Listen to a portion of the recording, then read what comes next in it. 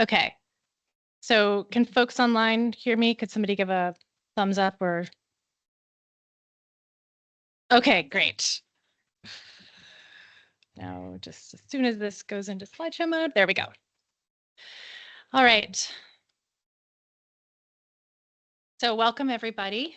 You are here for the public comment meeting on the petitions for proposed changes to the use of public waters rules, specifically in regards to wake sports. My name is Laura DeLucalecki, and I work for the Lakes and Ponds program within the Department of Environmental Conservation. I work within the regulatory group of the Lakes and Ponds program, where we focus mostly on shoreline protection and lake encroachment, but I've been working very closely with the use of public waters rules over the last few years. We're joined by my colleague, Misha Setner, who oversees the regulatory group in the Lakes and Ponds program, and Jenny Austin, who is our new, as of 2 months ago, program manager, and we're really glad to have her. And I saw Jenna Reed here from Fish and Wildlife Game Wardens, and I believe we have another game warden here. I don't know. Oh, you're a biologist. Okay. And what was your name? Peter Emerson. Thank you for joining us. All right. So let's see, advance the slide. Okay, so as you guys can see, as I'm sure you're aware, we have a really busy, full agenda. So I'm going to kick this off with a brief overview of the petition process and how this meeting is set up to go. And hopefully everything will run smoothly.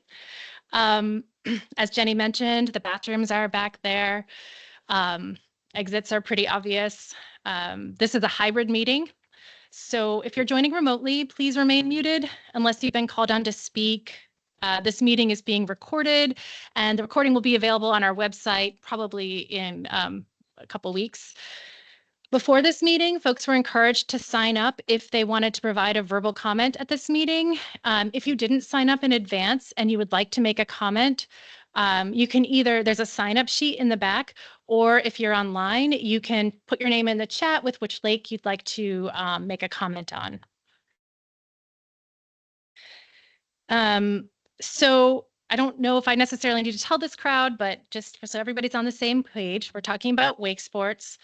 And wake sports are the use of a wake boat to create an enhanced wake by filling up a ballast tank or a ballast bag to create that enhanced wake. And then wake sports also include those recreational activities that are done on those enhanced wakes. And this past year, in April of 2024, a new use of public waters rule went into effect regulating wake sports on Vermont lakes. So prior to this rule being in place, wake sports could happen anywhere that traditional motorboat sports could occur. There were no restrictions beyond a typical motorboat restriction. And this is the first statewide rule in the country to be in place, and it restricted wake sports to 30 inland lakes, lakes that were large enough to support a wake sports zone.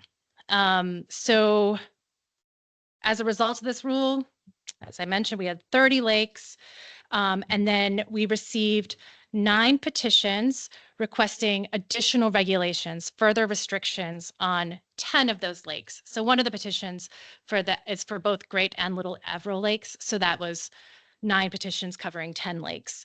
And so these 9 petitions have requested to prohibit wake sports on 10 more additional lakes. So the purpose of this meeting is to provide the lake-specific petitioners an opportunity to present an overview of what they're requesting to the public and provide public comments on those lake-specific petitions. This is a step in our public participation process required, and it's kind of what we call the pre-rulemaking phase. So this is meant to foster public participation prior to the agency making a determination on whether or not we go into formal rulemaking.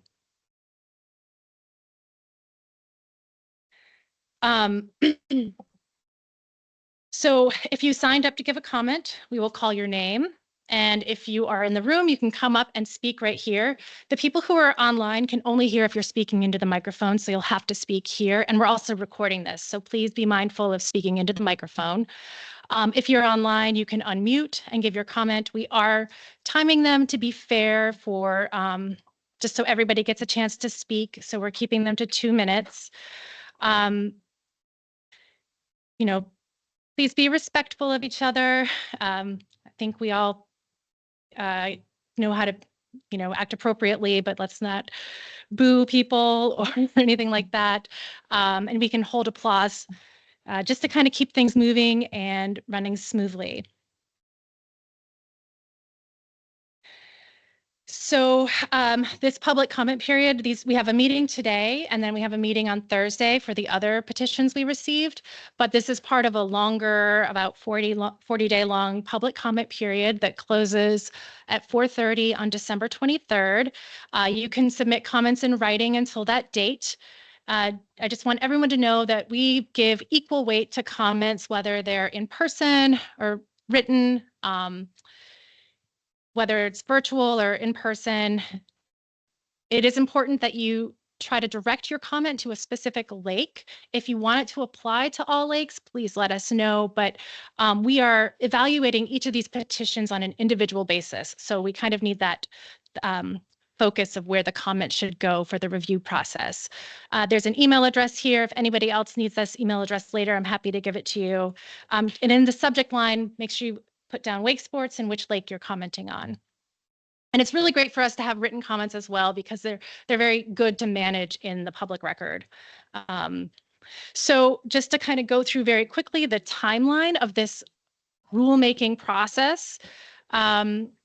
Petitions were received over the last year, except for Caspian.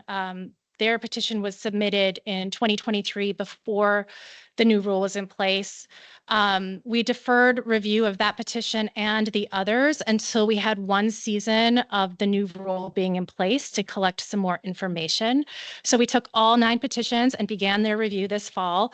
They were all found to be administratively complete, just meaning they had enough technical information in there to begin the review process. And then prior to making a recommendation to the Department of Environmental Conservation's commissioner about whether or not to go forward with rulemaking, we're required to hold a public meeting, at least one, and that's where we are right now. So we are getting additional input from the public. So after the close of these meetings and the close of the public comment period on the 23rd, we're going to review all the comments, all the technical merits of the petition, and we will make a recommendation to the Department of Environmental Conservation's commissioner. That will probably be very early in 2025. And that recommendation will be whether or not we should move forward into rulemaking or whether or not the petition should be denied. Then ultimately, the commissioner makes the decision and the petitioners are informed of the decision. If the process, the petition goes into formal rulemaking, draft rules are written, and that kicks off the formal rulemaking process. The rule gets filed with the Interagency Committee on Administrative Rules, which begins a whole nother public involvement process, more public meetings, another public comment period. But the whole reason we kind of went with this timeline was so having the meeting now in December is that if things were to go to plan, that any potential new rules could be adopted in time for the next boating season. So, we can't make any promises about timelines. We don't know what will happen, but that's kind of the idea of holding the meetings now. So each petitioner will be given 10 minutes to present an overview of their petition, and then it'll be followed by 30 minutes of public comments. As I mentioned, the comments will be kept to 2 minutes. We have a little bit of transition time built in, and I understand people may come and go. This is a long meeting. But we'll try to get through everything, and we want to have everybody who wants to speak have their chance to have their voice heard. But also, if it is getting late, we're running out of time, please also consider submitting written comments. Okay, and I'm happy to take a question or two before we get started about kind of if anybody has any questions about process. Okay. All right. So let me get up the first petition we have. So we'll have Jim Clemens come up.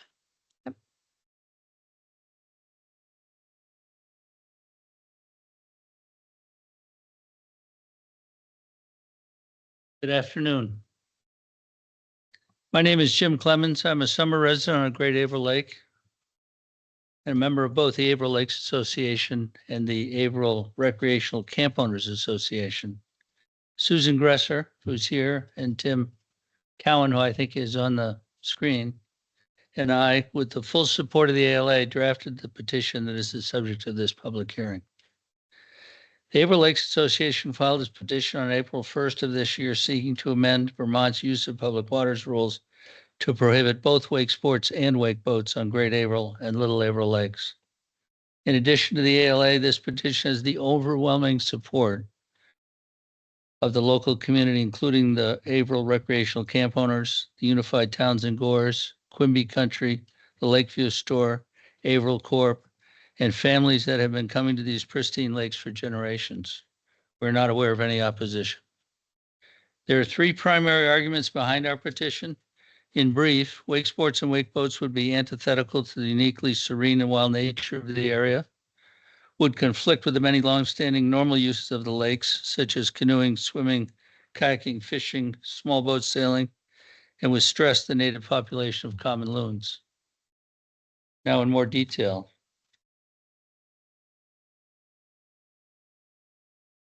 Use of Public Waters Rules Section 2.10 requires, and I quote here, those water bodies which currently provide wilderness-like recreational experiences shall be managed to protect and enhance the continued availability of such experiences. The wilderness-like character of the Averill Lakes and surrounding areas based on several factors. 200,000 conserved acres of nearby forest land, extensive undeveloped shoreline, the prohibition of personal watercraft and ATVs, various deed restrictions, and unique ecosystems.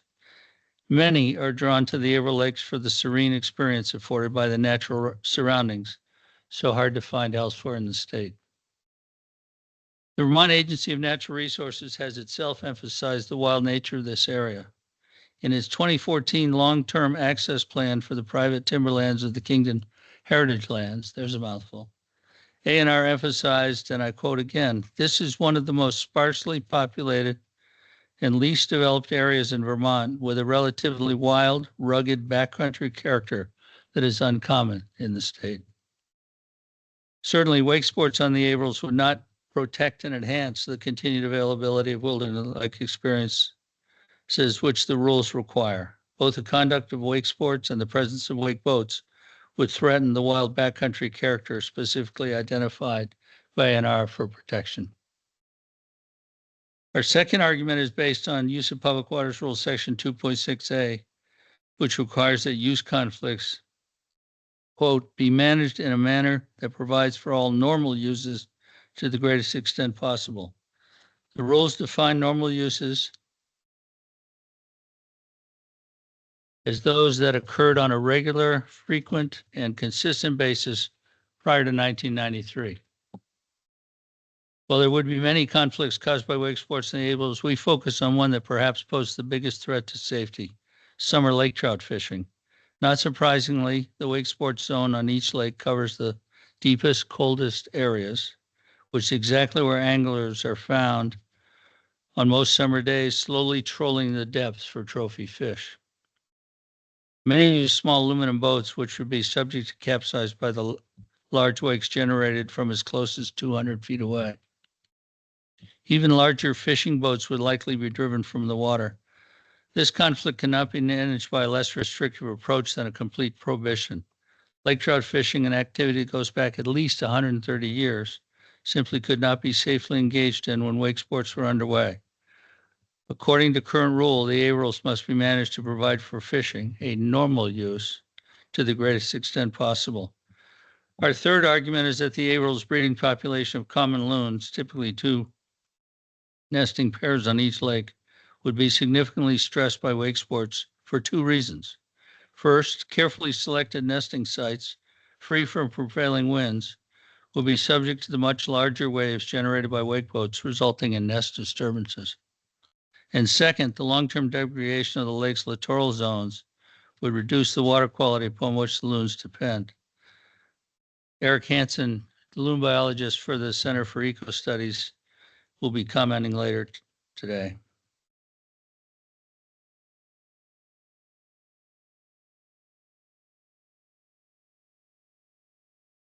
There's a detailed economic impact analysis in our petition that considers the various impacts of not adopting the recommended rules. If the prohibitions are put in place, there would be no impacts because it would be a continuation of the status quo, as we are not aware of any wake boats ever having been launched on either of the Averill lakes.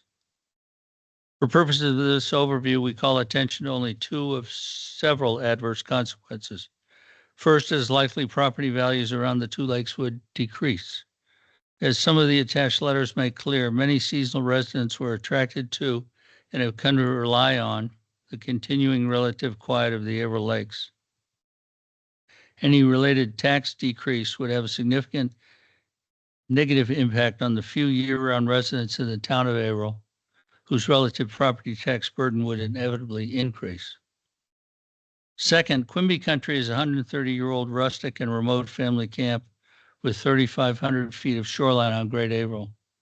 Many of its guests depend on the quiet and pristine waters as a safe place to swim, canoe, sail, and kayak.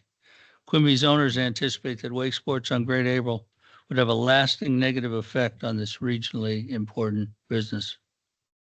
Finally, unlike the recently adopted statewide rule, our petition seeks a prohibition of wake boats as well as wake sports. With no boats resident on either of the Averill lakes and ample wake sports opportunities nearby at Medford Magog and Wallace Pond, for example, this would not be an inconvenience to anyone, whether a lakeshore resident or otherwise. Thank you.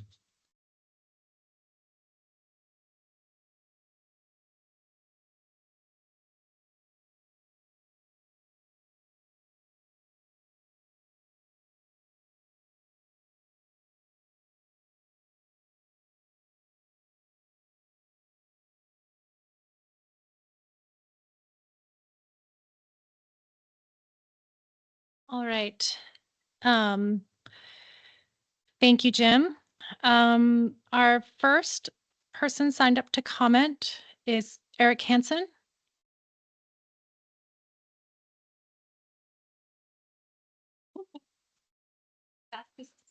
Oh my goodness. Okay. Hello, my name is Eric Hansen. I'm the biologist for the Vermont Center for Eco Studies. I've spent the past 32 years studying common loons and have been fortunate to witness what is arguably one of the Vermont's most outstanding conservation success stories. I am concerned that the current rule does not adequately address risks to loons posed by wake sports. I will be addressing all the lakes in this general comment. I will be addressing lakes individually in written comments, getting specific about each nest sites and loon use on those lakes in the written comments. Loon nests are usually located 2 to 8 inches vertically from the water. Even at 500 feet, a wake boat has the equivalent impact of a standard motorboat at less than 50 feet and could produce a wave that is 5 to 6 inches tall. This means that the 15 or so current loon nests that are directly exposed to wake sport zones continue to be at risk from inundation. Even nests that are currently in low-risk areas may move to higher risk areas as new loon pairs form or pairs choose different nest sites. Loons don't always stay in the same spot over time.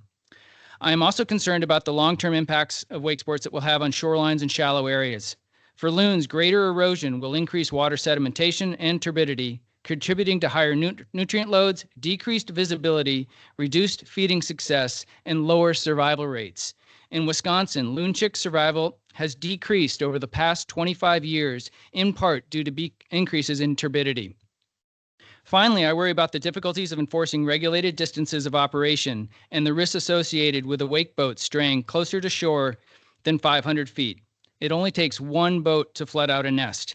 Wake boats driven 300 to 400 feet from shore could produce waves in excess of 8 to 10 inches, which will wash out loon nests and definitely contribute to more erosion and overall decrease in water quality. Wake sports will be, without question, an additional stressor on wildlife and lake water quality.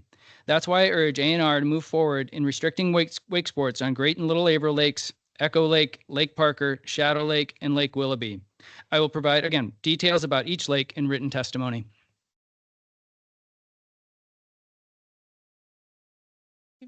2 minutes exactly. Okay, up next, we've got Susan Gresser, followed by Pamela Evans.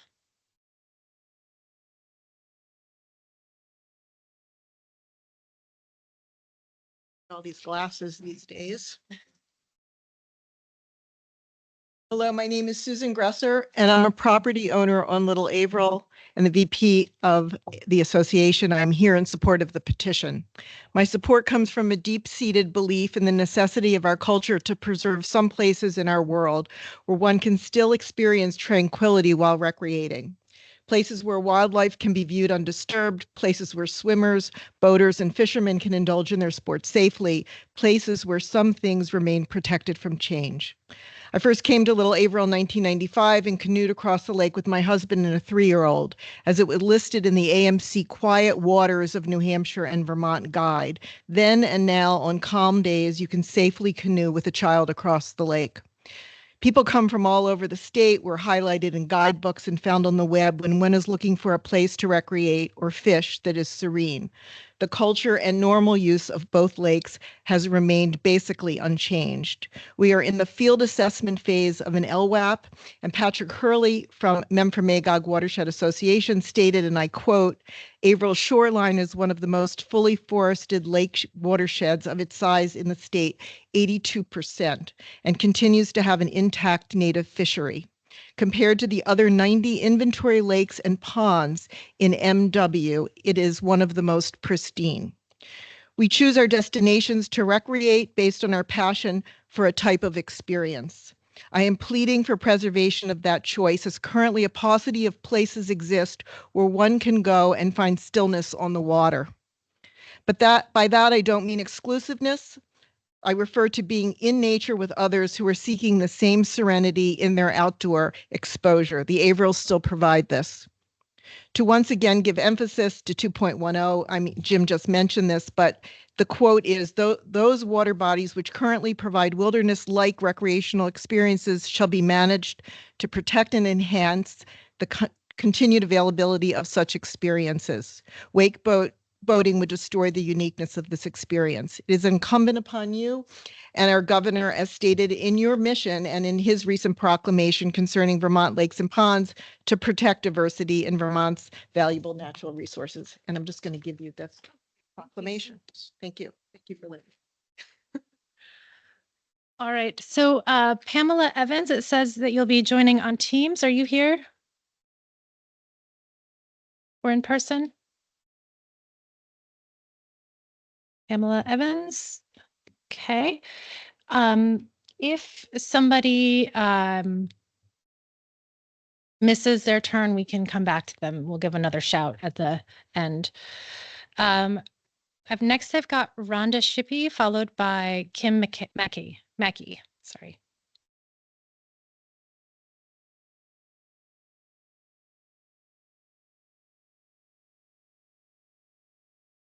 Good afternoon. My comments today are made on behalf of the Seymour Lake Association Board and officers. Our comments are not only for the Averill Lakes petition, but are applicable to all the petitions filed for banning wake sports.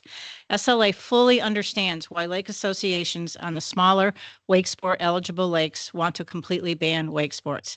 The potential of multiple wake boats operating in wake sport mode at the same time on a smaller lake could certainly be untenable.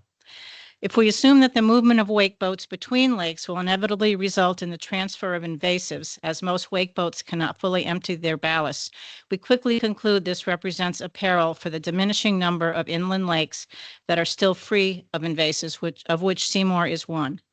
There are presently only 30 Vermont lakes where wake boats can operate in wake sport mode. If the current petitions are approved, this number would be reduced by 10, a reduction of 33%.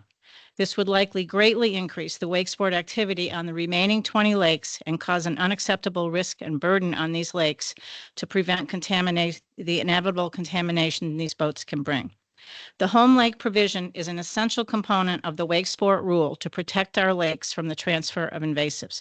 While the provision is technically in effect, it has not been implemented, as no system has been established for wake boat owners to be identified and then to declare a home lake or obtain a sticker for that lake. To our knowledge, no action has been taken by the state to implement this provision, despite repeated requests by lake associations to do so. It is imperative that this issue be dealt with immediately, either by implementing a temporary moratorium on non-home lake wake sports or by moving forward with full implementation of the home lake provision by next boating season. It is the recommendation of the Seymour Lake Association that a final decision on the petitions to fully ban wake sports on any lakes be held in abeyance until the home lake provision is fully implemented to protect the remaining lakes.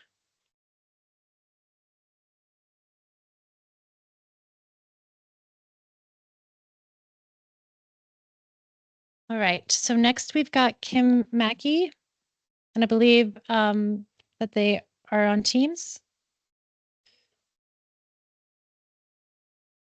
I do not see Kim Mackey. Okay.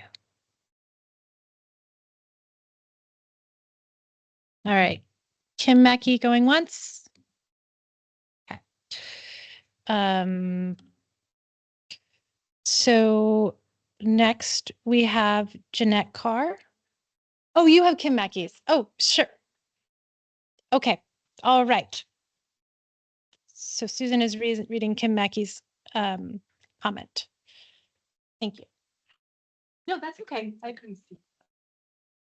Okay, I'm Tim McKay now. I'm sorry. My name is Tim McKay. I'm speaking on behalf of the Averill Corps camp on the northern side of Great Averill. We are in strong support of banning wake boats on Great Averill Lake. This position is informed by my personal experience as I own a wake boat, which I purposely do not bring to our Averill Lake. Why, you ask? Because Great Averill Lake has some unique elements which make wake boats specifically inappropriate for the lake. Let me focus on two. Our swimming raft is set at 7 foot of water, nearly 150 feet from shore. This is a peculiarity of the bottom contour of Great Averill Lake. People on our raft will be in great danger from the wake of these boats based on the boat's proximity and the fact that there is no damping of the waves in the water that deep.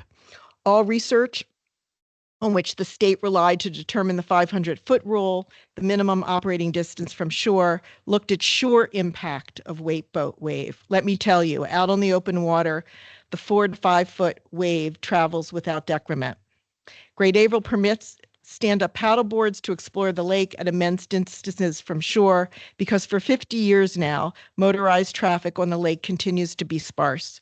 And based on the prevailing wind and the weights and the walls, by this I mean the geologic contour of the shoreline, conditions on Great Averill lakes are frequently ideal for paddle boards and kayakers. One wake boat can and would churn the lake to make paddle boarding unsafe and kayaking unfun. Our assertion is this: Great Averill is unique and boating regulations for the lake should be unique. Wake boats should be banned. Thank you.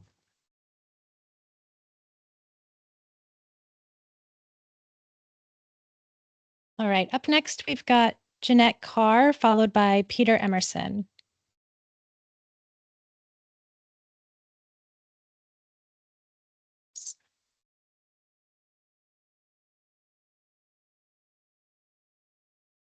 Is Jeanette Carr on the meeting? I am indeed. I'm right here. Oh, great. Oh, let me just make sure. Yes, just one moment. Let me see if I can, the speakers.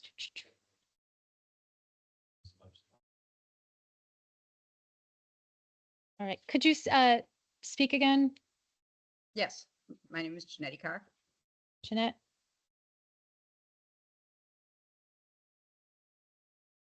Oh, wait. Okay.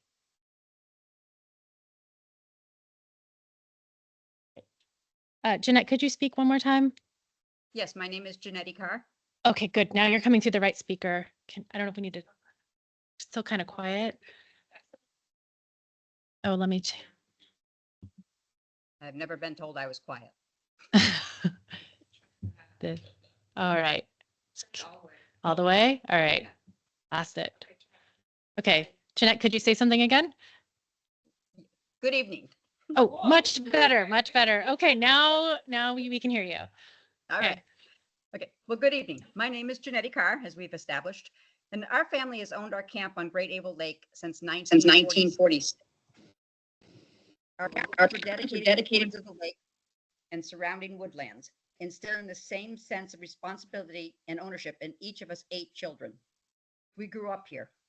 This is where we sing and laugh, love and cry, but more importantly, heal our souls. We all learned how to swim, fish, and canoe in the pristine waters. We learned that the privilege of enjoying the clean water, eating the fish you caught, floating with the waterfowl, or listening to loons, all came with responsibility to protect and preserve this unique environment. We honor our parents' commitment to preserving the beauty and health of Averill Lakes by passing this tradition of stewardship on to what is now the 5th generation. The members of the Averill Lake Association have made it very clear that they too wish to preserve the beauty and peacefulness of these lakes. We did this 20 years ago when jet skis threatened the safety of loons and boaters, successfully petitioning the state to ban them from both lakes. Collectively, we see Wakesports as a direct threat to our shared way of lake life, peaceful, clean waters, and safety for all. With only one boat operating in Wakeboat mode, the opportunity for canoers, sailboats, and young children playing at the water's edge is threatened. These types of boats are also more likely to transport aquatic invasive species into our lakes, a violation of Vermont Agency of Natural Resource rules. And with no policing of the operation of these types of activities, a total ban is the only way to ensure that the state can ensure that the obligation under its use of public waters rules is upheld. I urge, no, I beg you to please consider the greater good of the lake community, our clean waters, and our way of life by approving the ALA's petition to ban wakeboats and wakesports prior to the 2025 boating season. Thank you for your time. All right. So next we have Peter Emerson, followed by Bernie Gracie.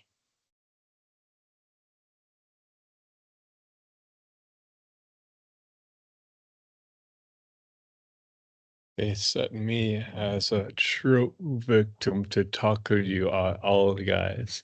She, so I'm sorry, you're gonna be very patient with me. Vermont Fish and Wildlife believes that the weight boats on these lakes is going to be an era for a lot of reasons.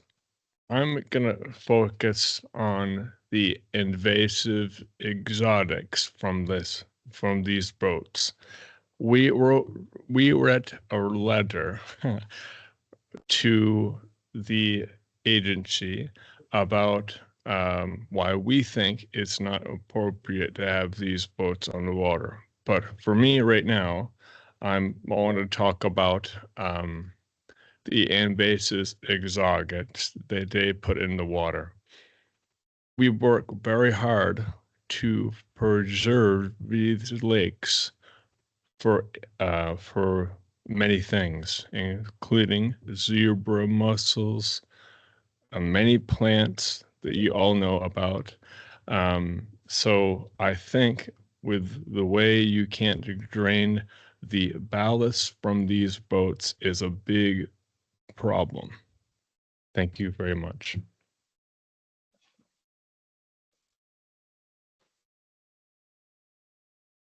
All right. And then next up we have Bernie Gracie.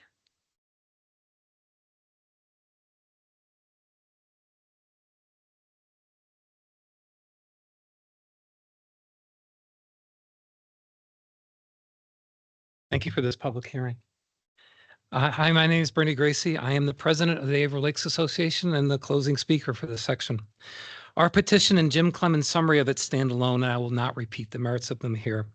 The heart of my testimony lies in the ethical conflict that Wakesports present when juxtaposed with the decades-long normal uses of our 2 lakes within the prescribed Wakesports zones, fishing, canoeing, kayaking, and swimming, and the economics of our region. There is an inherent inequity in allowing wake sports to dominate other activities in the prescribed wake sports zones. Generations of users have safely enjoyed the waters within those zones to fish, canoe, kayak, and swim in simultaneous peaceful coexistence. To privilege wake sports and claim the deepest areas is to prioritize one group's interests at the expense of others who have relied on these waters for their recreation, peace, and their livelihoods for decades. Finally, it is important to consider the disproportionate tax placed on our community to address the risks posed by wake sports. Our lakes are located in the most economically challenged county in Vermont, which inherently limits our financial and human resources. This makes it impossible for us to run a robust breeder program to adequately monitor not only invasive species, but compliance with either a home lake rule or are the boats operating in the prescribed zones. The expectations that rural communities like ours can shoulder the burden of enforcement is not only unrealistic, but inequitable, as it fails to account for the unique constraints we face geographically. It is our position that wakeboat and wake sports cannot equitably or safely coexist within the established normal uses in Great and Little Averill Lakes. Thank you for consideration and attention. Thank you. I just want to make sure that no one else who wanted to make a comment for Averill. I'll just check the paper.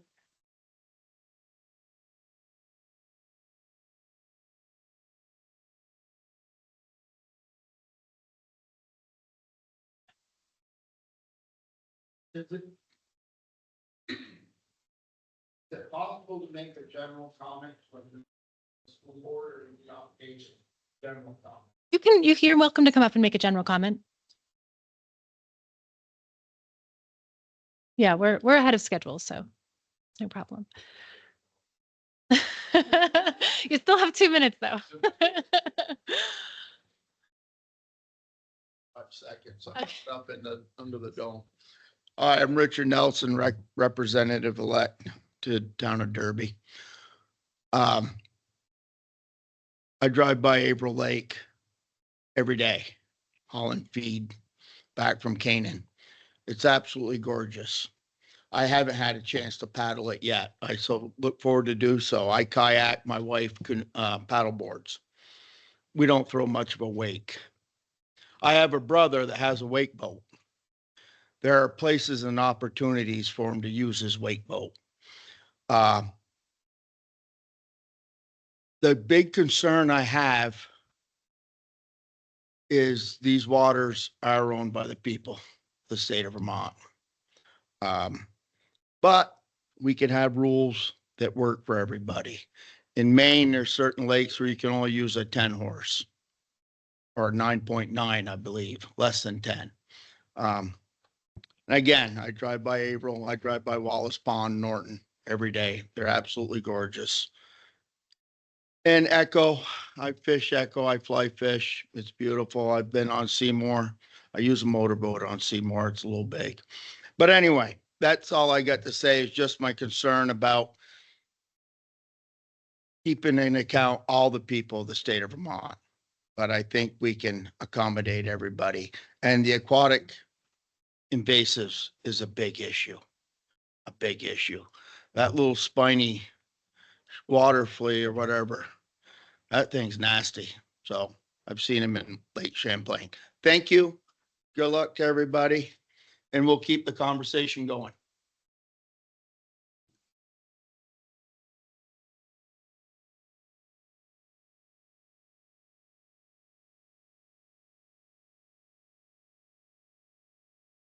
Yeah.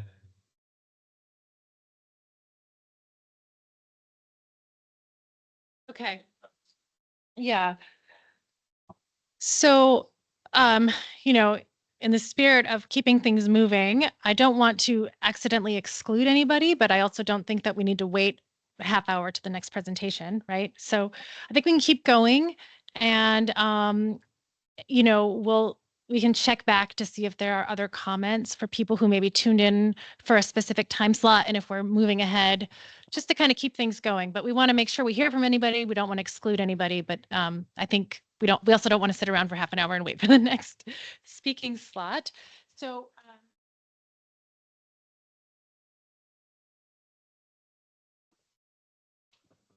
So our next presentation is Echo Lake's presentation. I've got it. I will pull it up here just a moment.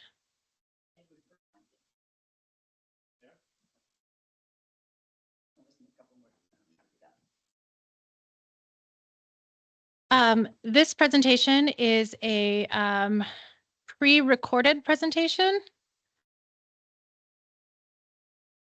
So I will start. Oh. Okay. Oh, wait, hold on. Sound's not working. Hopefully we don't need half an hour to figure this one out. Okay. Was working earlier.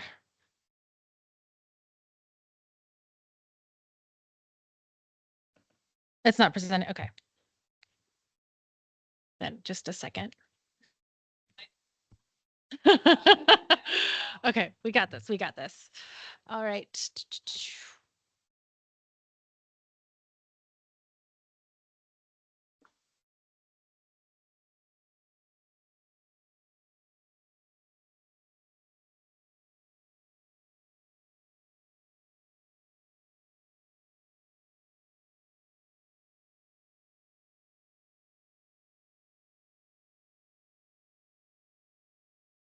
I know, worked when we tried it earlier.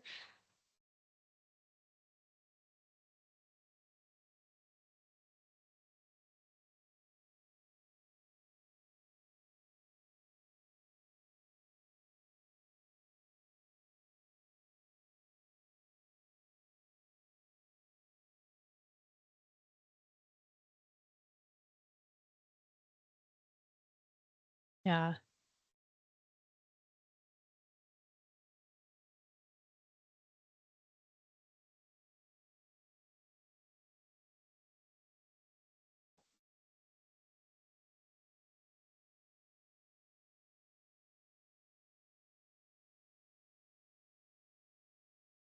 Be the sound settings for the. Yeah. Okay. Don't understand why this is. Okay.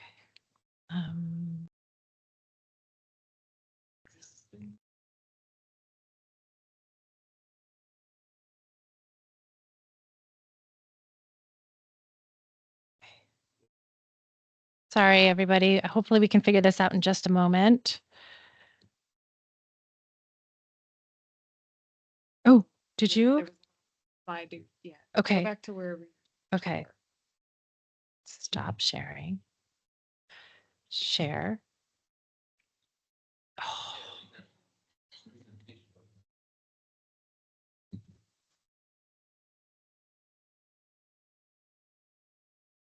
Just go to your device's audio settings and select speakers. Okay.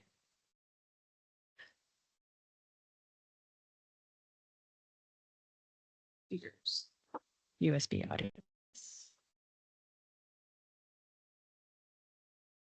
Try this again.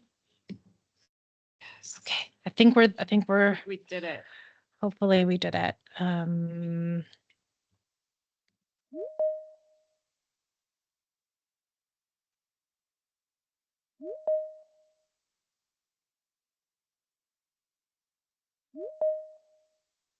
This is beautiful Echo Lake in Charleston. Tonight, the Echo Lake Shoot. Protective Nope. Association will present its petition to prohibit. Oh, people online can hear it. Okay, hold on just a second. Maybe.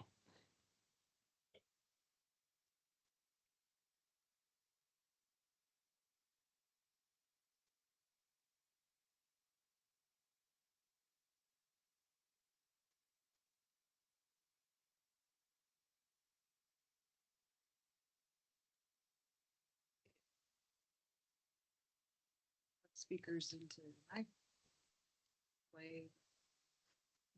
We could try.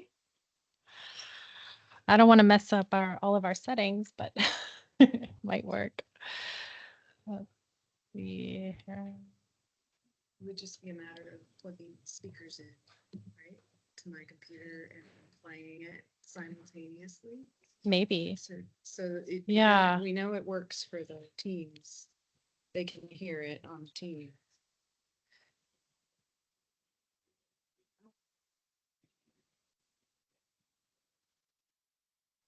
Oh, right.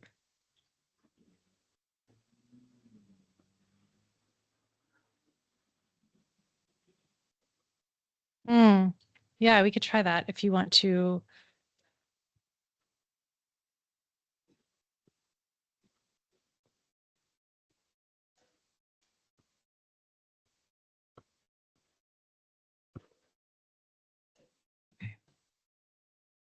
All right. Yeah, I'll try that again.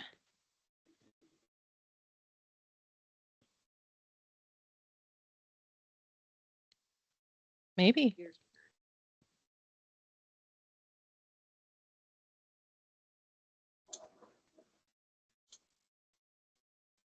These are the challenges of hybrid meetings. They always one way work really well. All right. This is beautiful Echo Lake in Charleston. Tonight, the Are Echo folks Lake hearing it Protective online? Association will present Okay, its so that's a petition yes. to prohibit wakeboats and wakesport activities on Echo Lake. This petition is supported by our association members, the Town of Charleston Select Board, and many of the Charleston residents and visitors that spend time on Echo Lake. In this petition, we present 5 compelling arguments of why the new wakeboat rule does not go far enough to adequately protect Echo Lake, its wildlife, and its lake users. Vermont has over 800 lakes and ponds.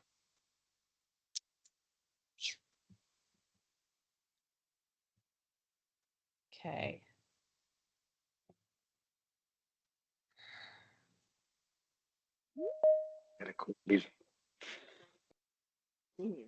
Right, it's on video top, right?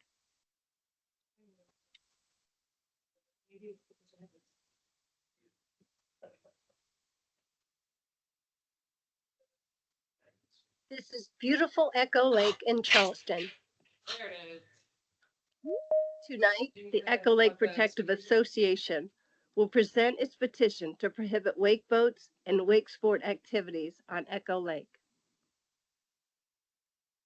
This petition is supported by our association members, the Town of Charleston Select Board, and many of the Charleston residents and visitors that spend time on Echo Lake. In this petition, we present 5 compelling arguments of why the new wakeboat rule does not go far enough to adequately protect Echo Lake, its wildlife, and its lake users. Vermont has over 800 lakes and ponds. Of those lakes and ponds, only 12 are eligible to be reclassified to an A1 status based on their excellent water quality. Echo Lake is one of them. A petition to reclassify Echo Lake has been submitted to the Agency of Natural Resources. To continue to allow wakeboats to operate on Echo Lake jeopardizes its excellent water quality and its opportunity to be reclassified. As you can see from this lake scorecard, Echo Lake's phosphorus levels are rising. A lake watershed action plan has recently been completed for Echo Lake.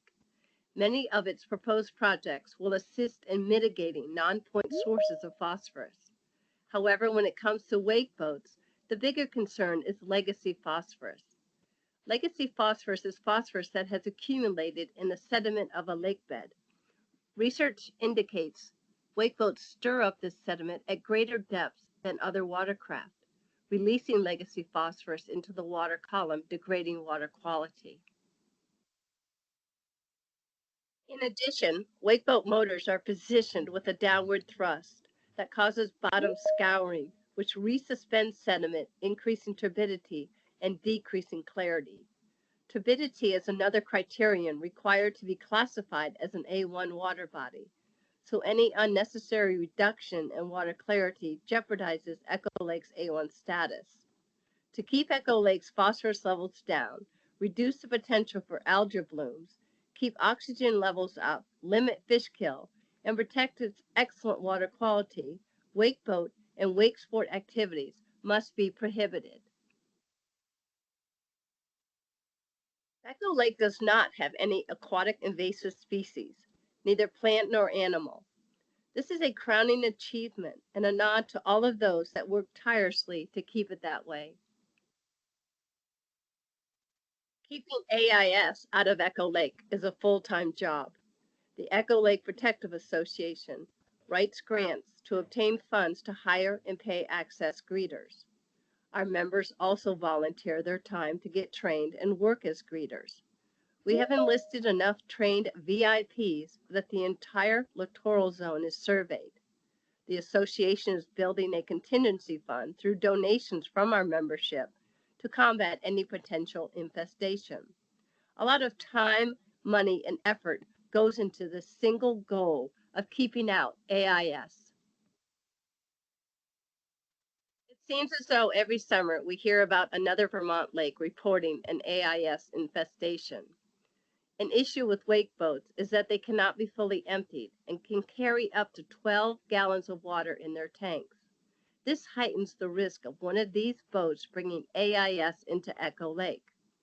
Recently, DEC released new decontamination protocols for wakeboats, but there are questions and concerns about their effectiveness. The risk is just too high. Because wakeboats' ballast tanks cannot be completely drained before or after operating on a Vermont water body, they are unable to adhere to the successful clean, drain, and dry campaign like other watercraft do. And the sole purpose of that campaign is to stop the potential transport of invasive plants and animals to lakes without AIS, like Echo Lake. For this reason, the precautionary principle should be implemented in order to avoid an environmental disaster. Echo Lake was given this sign to display on our kiosk at the public boat launch. Only 8 lakes in Vermont were awarded this sign because their waters have the ability to support wild native lake trout. Across the country, lake trout populations are in decline because of degrading water quality. Echo Lake's exceptional and rare cold water fishery must be safeguarded. The new wakeboat rule mandates that wakeboats operate in depths of 20 feet or deeper. This does not protect Echo Lake's littoral zone. A littoral zone is the shallow area of a lake where ample sunlight can penetrate and allow rooted aquatic plants to grow. It's a crucial habitat for various organisms like mayflies, dragonflies, small fish, and amphibians due to its abundant plant life. A literal feeding ground for fish. A lake's littoral zone is typically 15 feet deep, but not all lakes have the same littoral zone. The actual depth of sunlight penetration varies lake by lake, depending on water clarity. Echo Lake has excellent water clarity, so it has a deeper littoral zone. Echo Lake's Secchi disk readings over the last 5 years have averaged 24 feet. In June this year, our lay monitor's Secchi readings were 39 feet and 42.5 feet. This level of clarity proves that our littoral zone is not at the typical 15 feet. An additional concern with having wakeboats operating on Echo Lake is engine noise. Wakeboats have very large, very noisy engines at levels that can detrimentally impact aquatic life. Also, the larger underwater currents and waves produced by wakeboats can be harmful to fish habitats. Our petition includes a letter from Vermont's loon expert, Eric Hansen. These are quotes taken directly from the letter that he wrote to support this petition. His statements are beyond arguable about prohibiting wakeboats on Echo Lake. He writes, "The loons have chosen the southwest corner of the lake. This site is highly exposed to the center of Echo Lake. Even at 500 feet, a wakeboat could produce a wave that is 5 to 6 inches tall. Raft nests are only 2 to 5 inches vertically from the water. Eric goes on to say, there are many effects from wave action that we do not know because of the newness of wakeboats. We do not know the effects of continued excessive rocking of a raft nest on incubating loons, or how larger waves affect small loon chicks who do not have the waterproofing that adult loons do. He adds, the 15 or so current loon nests in Vermont that are directly exposed to where wakeboats will operate could be at risk. The Echo Lake raft is more exposed than most. It must be pointed out that Echo Lake's nesting loons have been successful 6 out of the last 7 years. Wakeboats and wake sport activities are not a normal or historical use of Echo Lake. There are no resident wakeboats on Echo Lake. In addition, access greeter boat logs show that no wakeboats have ever been launched onto Echo Lake. In 2022, 84.2% of the watercraft that launched were there to fish or to engage in paddle sports. In 2023, it was 90.3%. These are the activities that dominate on Echo Lake. Echo Lake is and has been a place for fishing, paddle sports, sailing, swimming, and conventional motorboating.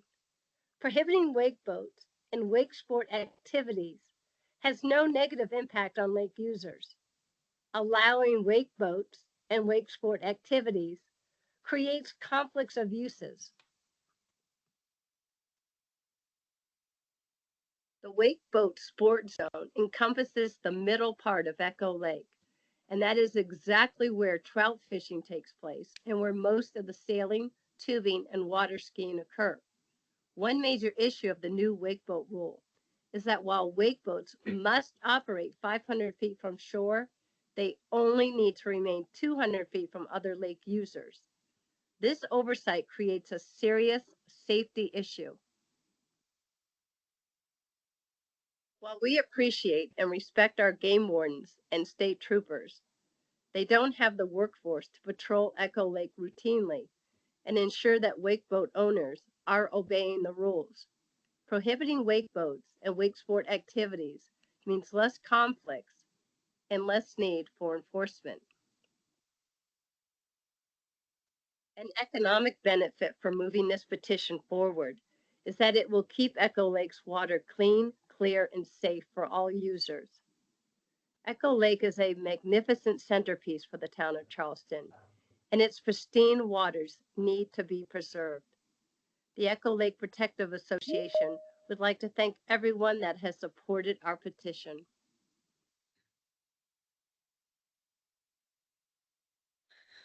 All right.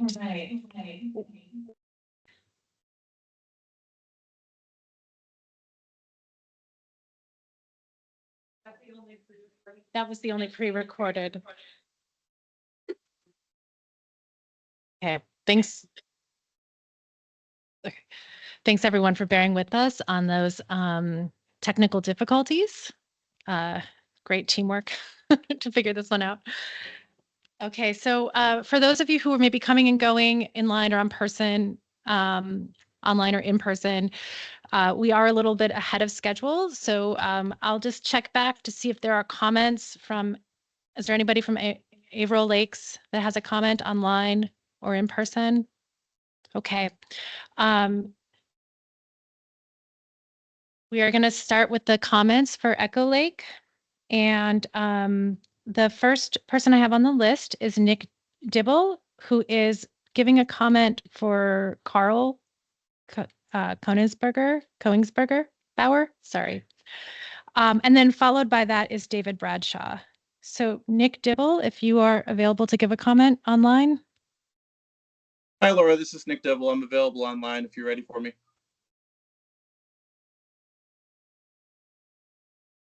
Oh.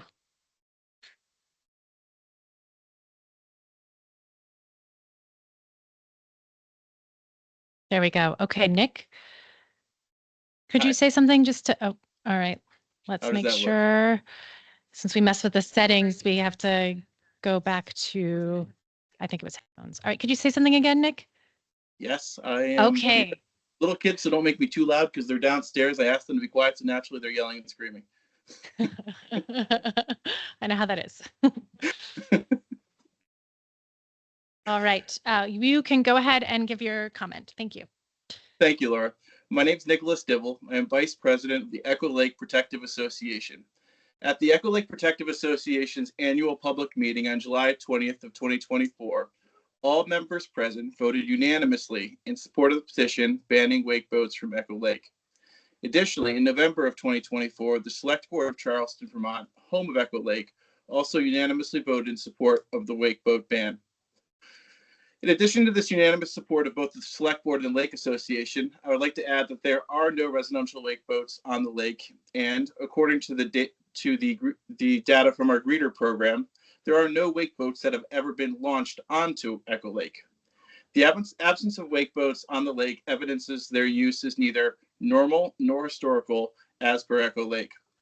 Beyond the community support for a wake boat ban and the lack of historical usage, I would like to add that the petition to reclassify Echo Lake as A1 has already been submitted to the Agency of Natural Resources.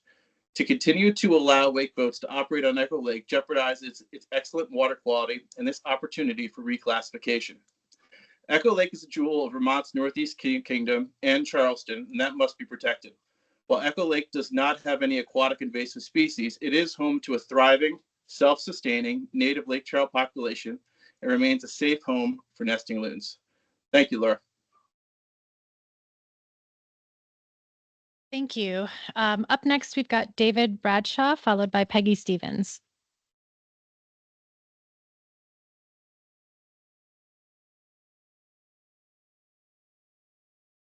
The microphone work?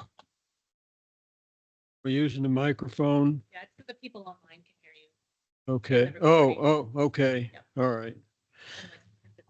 All right. Around 1970, it was the first time I swam in Echo Lake. And the water was very clean and beautiful, and nobody in a boat, nobody in a canoe, nobody except someone swimming can get the scent of a lake like a swimmer. Doesn't happen. And the first thing you notice when you get in a body of water is its scent, and whether it palpably feels clean or compromised. Echo Lake has been sustained with a great deal of effort from citizens in a state of cleanliness probably unmatched anywhere in the state, or certainly would challenge such. I've taught several generations of children to swim in Echo Lake, and not once have I ever had to worry about oceanic hydraulic charges of water plowing through children and throwing their heads underwater. And I swim in Echo Lake. I swim in Willoughby. They're my primary swimming holes. And both of them I've covered for over 50 years. And I don't ever want to see a wake boat on Echo. I don't want to see the sport out there. I don't want to see the attitude. The high horsepower attitude would be a reliving of an event that happened some years ago or over several summers when people from out of state brought high horsepower boats. And how close am I? Am I over? All right. The normal use must be conserved. And if you degrade the water, try bringing it back. Keeping it clean and safe and healthy is a lot easier than trying to restore a catastrophe. Thank you. All right, so up next, we've got Peggy Stevens, followed by Tom Wagner.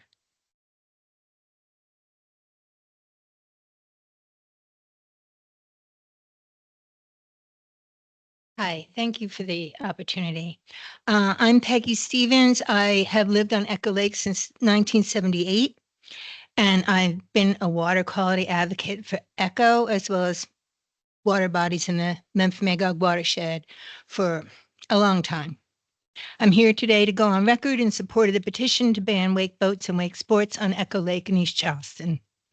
There are many inarguable reasons to do so. First and foremost is the necessity to protect and preserve Echo Lake's A1 outstanding water quality. Echo is one of very few lakes in Vermont and indeed in the nation that meets the A1 standard. Clean and clear water such as Echo's is a finite and invaluable resource. It's the responsibility of the state and its citizens to ensure that no contamination of any kind occur, including from that caused by wake boats and wake sports. If wake boat operation and subsequent degradation of Echo's water quality is permitted to occur, Echo's highly prized cold water fishery and the rare native lake trout that thrive in her waters will be at risk of survival. So will the loon population that has established successful nesting sites on Echo's shoreline in recent years, as well as all other wildlife that depends on Echo's unique habitat. I do not need to say more today about bottom scouring, release of legacy phosphorus, or about introduction of AIS to our as yet uninfected lake waters, except to say that enforcement of the proposed wakeboat rules, including the home lake rule, is next to impossible and comes after the horse is out of the barn. All the money and time we've spent to prevent AIS would have been wasted if just one wakeboat were permitted to introduce AIS to Echo. Finally, we must protect the humans that traditionally have freely enjoyed Echo's waters recreationally and aesthetically. All of them will literally no longer be safe to pursue their desired normal use.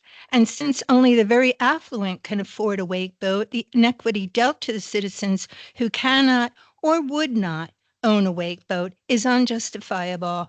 Thank you to the town of Charleston for supporting the protection of our precious natural and economic resource, Echo Lake, and thank you to you for doing the same. All right, next up, we've got Tom Wagner, followed by Peter Emerson.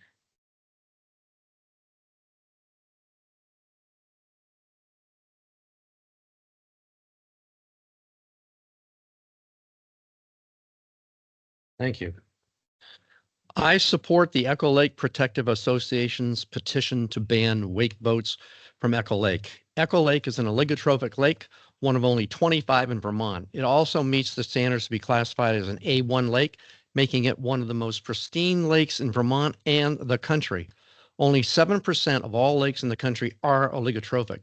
A study in 2022 by 3 environmental scientists from DEC found 100% of Vermont's oligotrophic lakes have seen rising phosphorus levels. Their recommendations: we should redouble our efforts to protect our oligotrophic lakes. These low nutrient, crystal clear lakes are the jewels of Vermont, especially prized for their natural beauty and recreational opportunities. It would be a shame to lose them, unquote. Allowing wake boats on our small lake does nothing to redouble our efforts to protect our lake. Wake boats have the potential of negatively impacting all our hard work on Echo and reduce our phosphorus levels and keep it free of aquatic invasive species. There is a risk of stirring up legacy phosphorus from the lake bed. The risk of introducing AIS is also huge. And also, wake boats are not normal use. Wake boats use will introduce huge artificial waves that will make it difficult, if not impossible, for paddleboarders, kayakers, canoeists, and swimmers to enjoy a usually peaceful and calm lake. Echo Lake is very small. These waves could easily disrupt our nesting loons. This year, for the first time in history, we had 2 pair of nesting loons. We open up the possibility that our loons might leave because of a hostile environment. Wow, why open it up because of that possibility? And as an avid biker, I enjoy the peacefulness of the Lamoille Valley Rail Trail because the state has banned motorized bikes from that rail trail. The similarities between motorized bikes and wake boats are many. Motorized bikes, like wake boats, are an environmental hazard. Okay. Thank you. All right. Next we have Peter Emerson, followed by Benjamin Barnum. Oh, just one. Okay, got it. So Benjamin Barnum, followed by Carol Westinghouse. Benjamin Barnum, are you on Teams? Yeah, I'm on Teams. I don't know if you can hear me. Yes, I can I can. share slides or I cannot share slides per your preference. It might be easier to not share slides, just I'm not sure. Okay, that's fine. Yeah, thanks. I'll try to be brief. My name is Benjamin Barnum. Our family has lived on Echo Lake since 1986. Summer resident there at 26 Sloan Lane. I'm in strong support of the Echo Lake petition to ban wake boats on Echo Lake.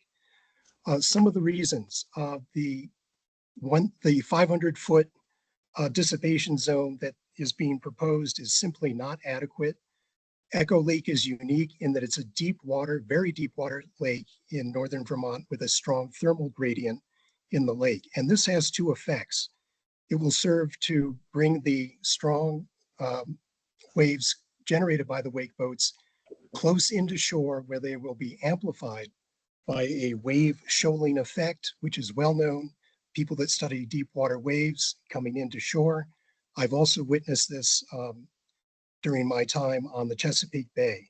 We've seen strong erosion there. The northeast side, where I am resident on the lake, has a very strong depth gradient, and this will definitely amplify the waves coming from the wake boats. We would expect at least a fourfold increase from the wave shoaling effect as the waves approach within 50 feet of the shore, where the water depth goes from over 90 feet to 30 feet. And at that point, the strong wave energy will stir up the bottom sediments, as well as be well over 6 inches in wave height by the time it hits the shore. I've witnessed this over and over again at my residence up on the Severn River in Maryland. The other thing that I'm very concerned about is invasive aquatic species. Echo Lake, as others have said and pointed out, and I checked on the Vermont State Database, has no aquatic invasive species currently. Lake Memphremagog is host to zebra mussels, something that I'm very familiar with. Wake boats carry over 200 gallons of ballast water. This cannot be adequately sterilized. There are no hot water wash systems available at Echo Lake for these boats. All right, I think we've got to wrap it up. Okay, so again, in strong support, I've seen the destruction that zebra mussels can do. I raise oysters on the Chesapeake for reef restoration. Thank you. And for anybody in the room or online, if you can't fit your whole comment in the 2-minute verbal spot, please feel free to send comments in writing, because we will be reviewing all of them. And if you have slides that you wanted to share with us, submitting them to that email address would be great. We will definitely take a look at them. So next we have... They have been submitted. Thank you. Yep. Next we have Carol Westinghouse, followed by Holly Bull. My name is Carol Westinghouse. I live in the town of Charleston, and I'm a kayaker. I support the Echo Lake Association's petition to ban wake boats. Proponents of wake boats have downplayed the damage they cause to healthy marine systems. They say that emptying their ballast in a lake won't transport aquatic invasive species. This is untrue, according to the New Hampshire Department of Environmental Services. Just one drop of water can contain hundreds of microscopic organisms. Given that wake boats can retain up to 23 gallons inside their ballast and bilge after being drained with electric pumps, that's a lot of aquatic invasive species being transported between water bodies. In one study, live organisms were found in 9 out of 13 emptied ballast bags, still alive after at least a week in the bags by the time they were sampled. 2 of the bags contained zebra mussel larvae, the most catastrophic aquatic invasive species. Wakeboats proponents say that wave energy of their boats is the same as that of water ski boats, so will not impact the shoreline. Untrue. Wakeboats create 4.7 times more energy at slow speed than a water ski boat. They produce wakes that are 2 to 3 times larger than motorized non-wake boats. Wakeboat proponents say their boats won't affect water quality, yet their operation can resuspend lake sediments at deeper depths than other watercraft, reducing water quality and clarity. Resuspension of lake sediments can also reintroduce stored and previously inaccessible phosphorus back into the water column, fueling algal growth. This information is from independent studies by the New Hampshire Department of Environmental Services and from Wisconsin's Green Fire Voices for Conservation. They will be cited in my letter to the DEC for your review. Thank you. Thank you. All right. Next, we have Holly Bull, followed by Karen Anderson Oliver. Can you hear me, Laura? Yes. Great. The state's decontamination protocols for wake boats have been mentioned tonight. These protocols will never be totally effective until there is a way to drain a wake boat entirely, and that will take action from the wake boat manufacturers. That industry will be motivated to make changes if there's enough public pressure. Perhaps that is where people who are not petitioning to keep wake boats off a particular lake should focus their attention and effort. Let's talk about the home rule. In its infancy, it was designed to keep wake boats on one lake for the entire summer. No moving between water bodies. However, in the end, the rule was modified. So wake boats can move between water bodies as long as they have been decontaminated. The only part of the home lake rule that wasn't ready for the 2024 boating season was that there wasn't time to distribute decals. Decals will not keep AIS out of our lake. This brings me back to decontamination.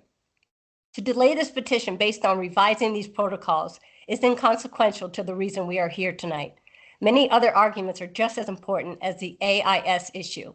For me, it's about safety. I want all lake users to be able to take a dip, go out for a paddle, enjoy a cruise in their boat, and not be chased off the lake because a wake boat is on it. I want children that visit the lake and are learning to swim, paddle, fish, tube, or water ski to experience the joy of being on the water without being traumatized by a large boat producing scary-sized waves. We can all agree that Echo Lake is one of the most pristine water bodies in Vermont. Keeping wake boats off Echo Lake is a simple way to safeguard this precious water body. I believe that the voices of the residents of Charleston and the Echo Lake community should be heard and respected, which is why I support this petition to prohibit wake boats and wake sport activities on Echo Lake. Thank you. And Karen Anderson Oliver on Teams. Yes, thank you. On behalf of my family, I also want to endorse the Echo Lake Protective Association petition to ban wake boats on Echo Lake. I want to applaud the impassioned testimony today. The eloquence and descriptions and the science of our serene environment remind me how special our communities are. Our family has owned our property on Echo Lake for 55 years when Polly Benner Anderson and Arvin Anderson bought the property in 1969. I was 4. Our beagle was 1. I think my sister was 6. We are also the recipients of a Lakewise Award, Pride of Echo Lake. Echo Lake is a relatively small lake, and there could be disproportional impact for these types of boats on Echo Lake. But primarily, I just want to echo what others have already said, how special our environment is, our excellent water quality standards, all the hard work that's been done to keep invasive species at bay. The unique population of wild lake trout. I still remember as a child having fresh lake trout with salt and pepper, sauteed in butter as a child. Very, very special fishing zones on Echo. And of course, this was so eloquently described by the biologist earlier on the Averill Lake presentation, but just the nesting loons. And then lastly, of course, safety for all of us and our loved ones. Thank you for your time. Okay, thank you. Do we have additional comments for Echo Lake? I do see that 2 people signed up here. I'm sorry. Oh, we have a hand up. Okay. Linda Studer. Do you have a comment for the Echo Lake? Oh, you are muted. Could you unmute? Can you hear me now? Yes. Okay, thank you. Good afternoon, and thank you for the opportunity to share my concerns with the committee. My name is Linda Studer. My husband and family of 4 children have been residents of the Echo Lake community since 1976. We have owned 80. This collection of 4 cottages has provided recreational opportunities since 1910 and was well known as a site for great fishing. Since 1980, we have operated the White Birch Lodge as a business, made many improvements, and have enjoyed returning guests, some of whom have returned for 20 years. 5 couples have even celebrated their honeymoon in one of our lakefront cottages. 4 generations of some families have returned here year after year. Fishermen, long-distance swimmers, hikers, and many others come to enjoy the quiet, pristine beauty of Echo Lake. Some folks enjoy going out on the lake after dark to enjoy the night sky without the ubiquitous light pollution found elsewhere. I have been told that Echo Lake is the 2nd cleanest lake in the state. To allow high-speed boating in this lake would do a great deal of damage, not only to ecological systems, but also to those of us who have invested in a business and depend on the patronage of tourists. For decades, members of the Echo Lake Protective Association have generously donated personal funds and invested countless hours of volunteer service to ensure that Echo Lake continues to provide an opportunity for all ages to experience the peace and serenity so needed in today's hectic world. To allow high-speed watercraft on this pristine lake would compromise everything this community has provided for years. Please do not disregard years of devoted attention to this beautiful resource. Thank you. Thank you. All right. Do we have anybody else that would like to speak for the Echo Lake portion? Okay. I just wanted to flag, we have 2 folks who signed up at the door. I don't know, they didn't really identify which petition they wanted to speak for, or maybe, I'm not sure. So there was Dennis Fortin. Okay. Woodman Page, did you want to speak for, was it for a specific petition? Okay. Sure, if you'd like to come make your comment now.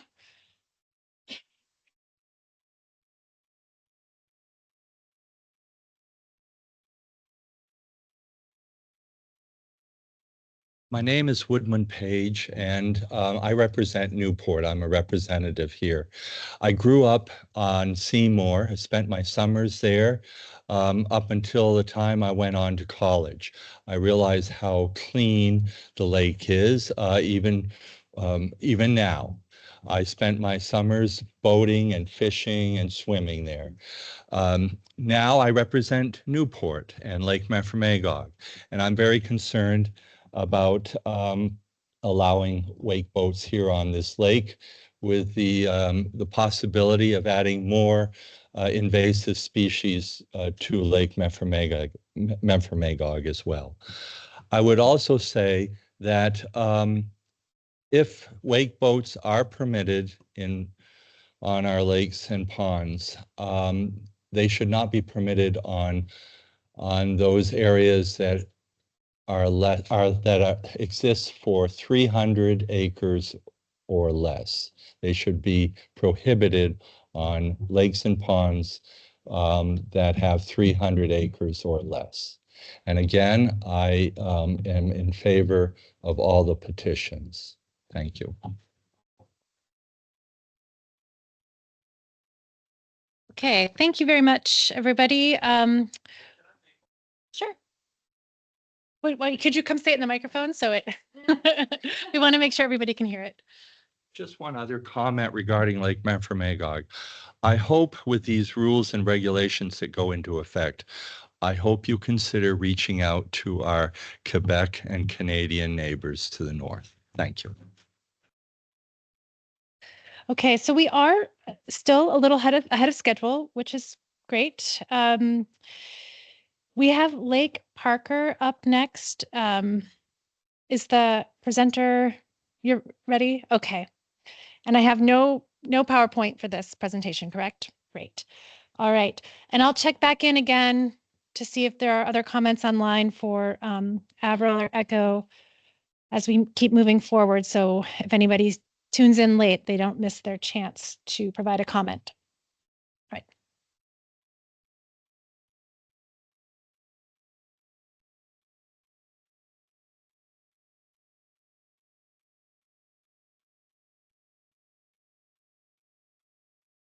Good evening.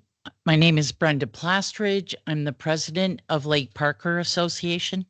We'd like to thank A&R for the opportunity to present our petition to prohibit wake sports on Lake Parker. Our petition is co-sponsored by the Town of Glover Select Board.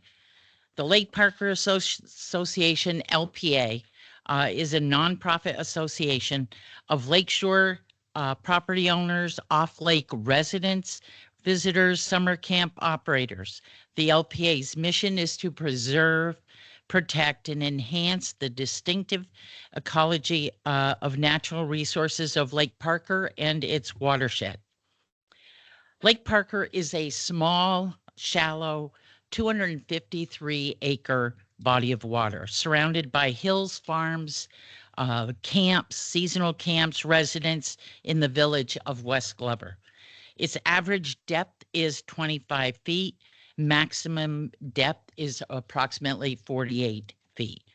The watershed area around Lake Parker includes working, non-working farms, wooded areas, marshes, gravel roads, some 90 waterfront properties, and over 150 residents and camps are included in the watershed.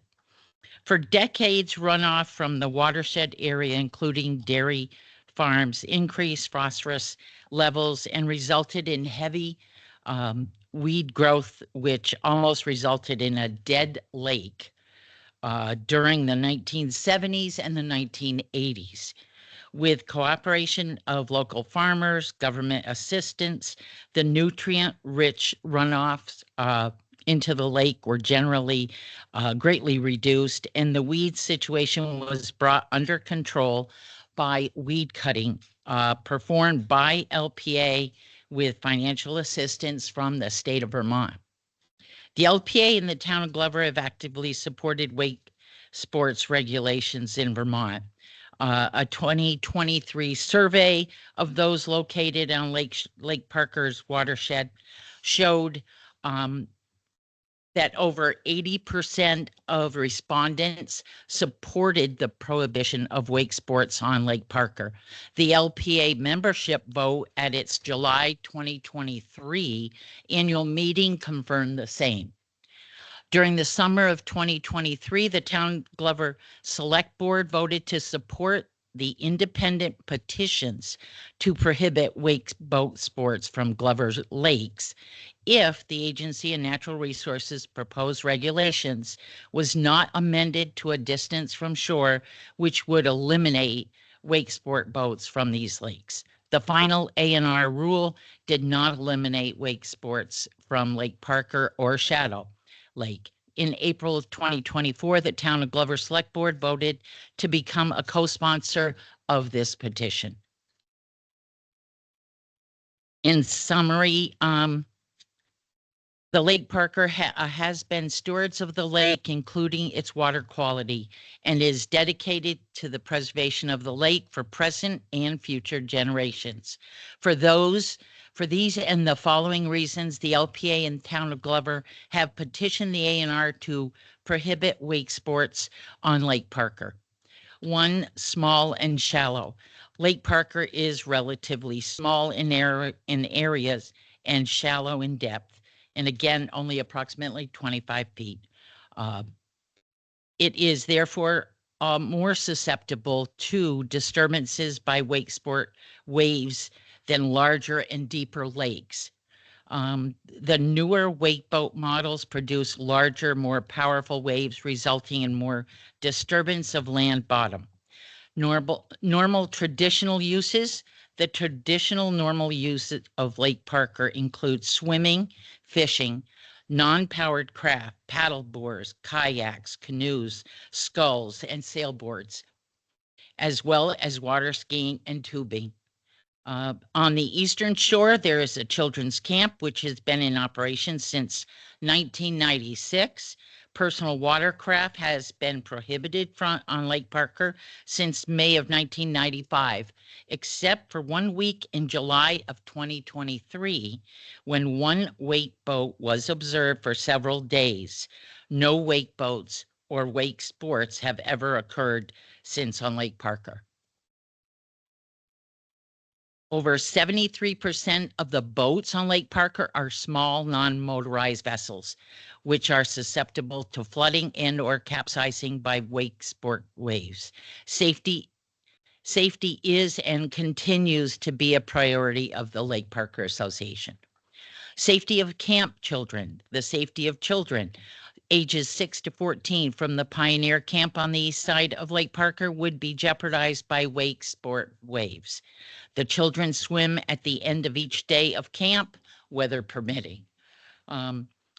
Phosphorus disturbances. LPA members have been involved with state programs for water quality for years, including the Lay Monitoring Program, the La Rosa Stream Monitoring, and most recently, phosphorus measurements. Despite our best efforts, the state of Vermont State Scorecard lists Lake Parker as stressed for phosphorus and its watershed as highly disturbed. The state considers 21% of the surrounding watershed as agricultural, which is a high percentage, and increases the likelihood of additional phosphorus loading into the lake. Wake boats, downward turbulent waves could disturb the latent phosphorus on the bottom of the lake. Loons, the low-lying marshy areas of Lake Parker provide home and nesting places for loons and other animals and birds. For several years, a pair of loons has nested in the marshy area at the southwest side of the lake. And in 1921, the first loon chick was observed in over 30 years. Amazing. We have worked for years with Eric Hansen of the Vermont Eco Studies Group, installing a floating loon nest in the early 1990s and a new one in 2020. We continue to participate in the annual state loon count with Vermont Eco Studies. In 2024, the loon nest was approximately 5 inches above the lake level, and heavy rains in July raised the level about 6 inches, flooding out the nest, and they had 2 eggs that rolled into the lake. At normal lake levels, the wake sport boats, even generating 500 feet from shore, would have displaced this year's loon egg and nest. While weather events cannot be controlled, wake boat waves can be. Invasive Phragmites. For the past several years, LPA has been actively battling a relatively new invasive weed, Phragmites, from shorelines located across the lake, which has cost both considerable time and money. Studies have shown that wave action disturbs these invasives, redistributing these plants to other areas of the lake. Today, the lake is relatively free of heavy weeds, growth and is pleasant and safe place for normal traditional recreation use. We do not want our efforts to be reduced or reversed by wake sports, which can be eliminated by A&R rulemaking. Economic impact, prohibition of wake sports on Lake Parker will have no economic impact on the local areas and its business. At present, with the exception of one wake boat mentioned earlier, there have been no other activity with wake boats on Lake Parker. On the other hand, if wake sports are allowed on Parker, we anticipate a decrease of water quality, increased safety concerns, increased conflict with traditional normal lake uses, the spreading of invasive Phragmites, and over time, a corresponding loss of property values, and a reduction in tourism and business incomes, all of which can be avoided by enacting our petition. Conclusion is this petition is supported by LPA, residents in the Lake Parker watershed, Town of Glover Select Board, Town of Glover Planning Commission, Glover Pioneer Camp, Vermont Center for Eco Studies, and the Federation of Lakes and Ponds. For the foregoing reason, we request that A&R exercise its rulemaking authority and grant this petition as it previously has done with personal watercraft by adopting a rule to prohibit wake sports on Lake Parker. Again, thank you so much for the opportunity and consideration of this petition. Thank you.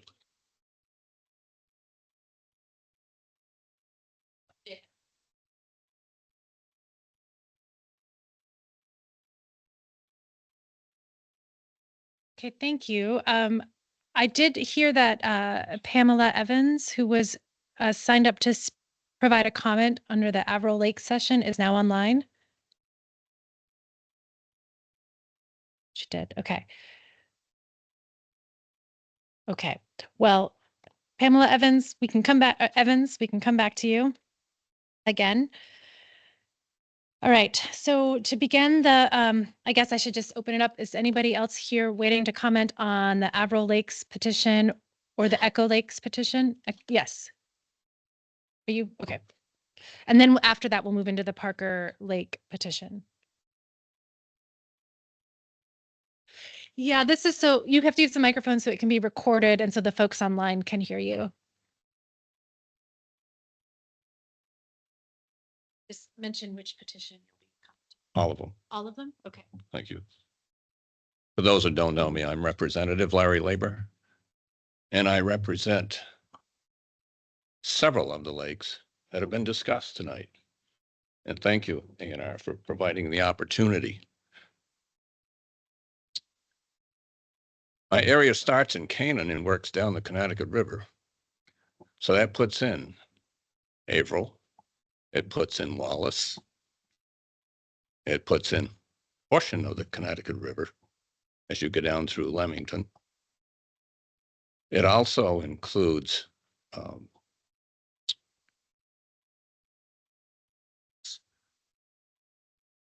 let's go down to Charleston's Echo. It includes Seymour. It includes Island Pond. It includes UTG and all the puddles of water that are in the forest up there. And it amazes me that we've existed so long without a wake boat. We have some of the cleanest waters in the state, and that's recognized by the state. Thank you for that. Let's keep it that way. I see no reason for Seymour or any of our pristine lakes to have wake boats run amok on them. Our traditional uses. I'm a native Vermonter. I'm also over 80. I've enjoyed the waters. My children learned how to swim at Seymour. The only time I wasn't a Vermonter was for the 5 years I went away to college. And I determined at that point I wasn't going to raise my kids on an asphalt jungle. So I came home. I'd like your children, your grandchildren, to be able to share in that. So we need to protect those waters, whether it be from AIS or other pollutants. Thank you for your time.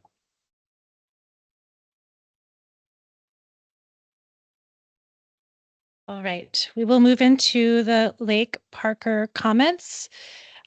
First up, we have Timothy Plastridge, followed by John Wooten.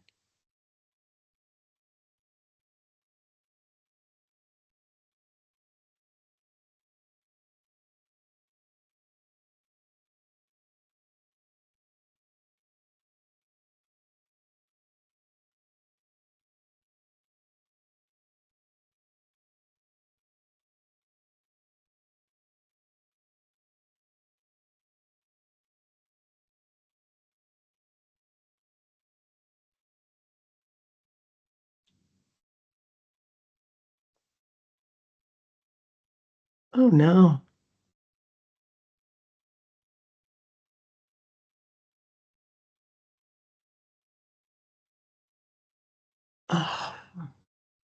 We cannot hear him.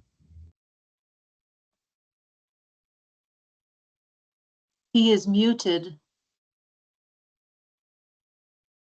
Sorry. Okay, I think we fixed the problem.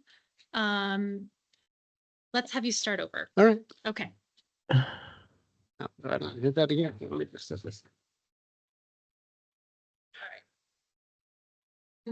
I'm Tim, and I've been a full-time resident on Lake Parker for 19 years.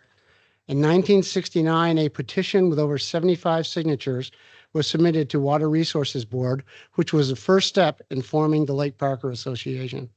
It read in part, and I quote, "A green slimy pollutant pervades the entire body, rendering it deleterious to health, unfit for bathing or human consumption, destructive of fish life, with damaging effects on property values," end quote. Lake Parker Association was formed within the next year. After years of working with the state of Vermont and thousands of volunteer hours from lake residents, it was not until the mid-'80s that the lake was deemed suitable again for swimming, boating, or fishing. Property owners around Lake Parker have continued to work for years to preserve the lake and keep it a wonderful place for the 100+ camp families to enjoy. No one denies that the state of Vermont owns the lake. The terms "my lake" and "our lake" is still what you hear from those same homeowners. With pride, we are very proactive with Phragmites mitigation and promoting the Lakewise program visits and certifications. Wake sporting will result in an even more money and volunteer hours spent, as our fragile lake bed will be stirred up. At Lake Parker, 7 out of 10 boats are non-motorized, which promote great family fun. I enjoy my 4 grandchildren when they're visiting, jumping into my waters from my dock for the whole visit that they're there. I look across the lake and I see kids on a raft doing the same thing. That beautiful picture will be destroyed if wake boats come in. You will no longer see that, as the whole shoreline is impacted by the wake sport zone. The safety of everyone using our lake for all of its normal uses will be in jeopardy. I strongly urge the state of Vermont to reward those small lakes, especially Lake Parker, for being good stewards of our lake by banning wake sports from Lake Parker. I've learned in my life that it is easier to see and stop a problem before it comes one. Thank you.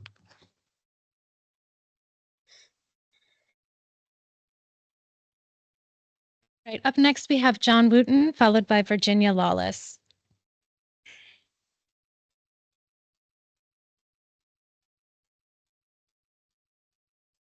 Yeah. Are you here, John? I am. Can you Okay, hear me? great. Yes, we can. All right, thank you. My name is John Wooten, Chair of the Lake Parker Association Fish and Wildlife Committee. Our family has had a camp on Parker since 1989.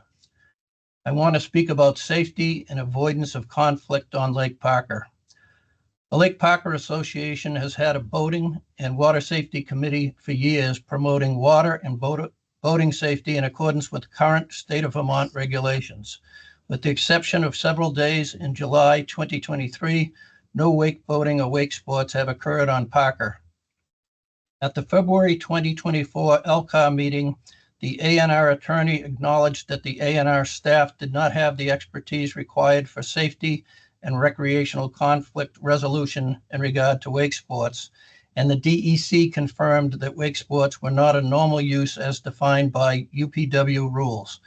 Normal uses include fishing, boating, water skiing, fish and wildlife habitat, wildlife observation, enjoyment of aesthetic values, quiet solitude of the water body, and other water-based activities. The UPW rules require the ANR to consider safety and best interests of current and future generations of Vermonters when managing the state's public waters. These same rules require the protection of normal uses on all lakes and ponds. Waves created during wake sports are not normal.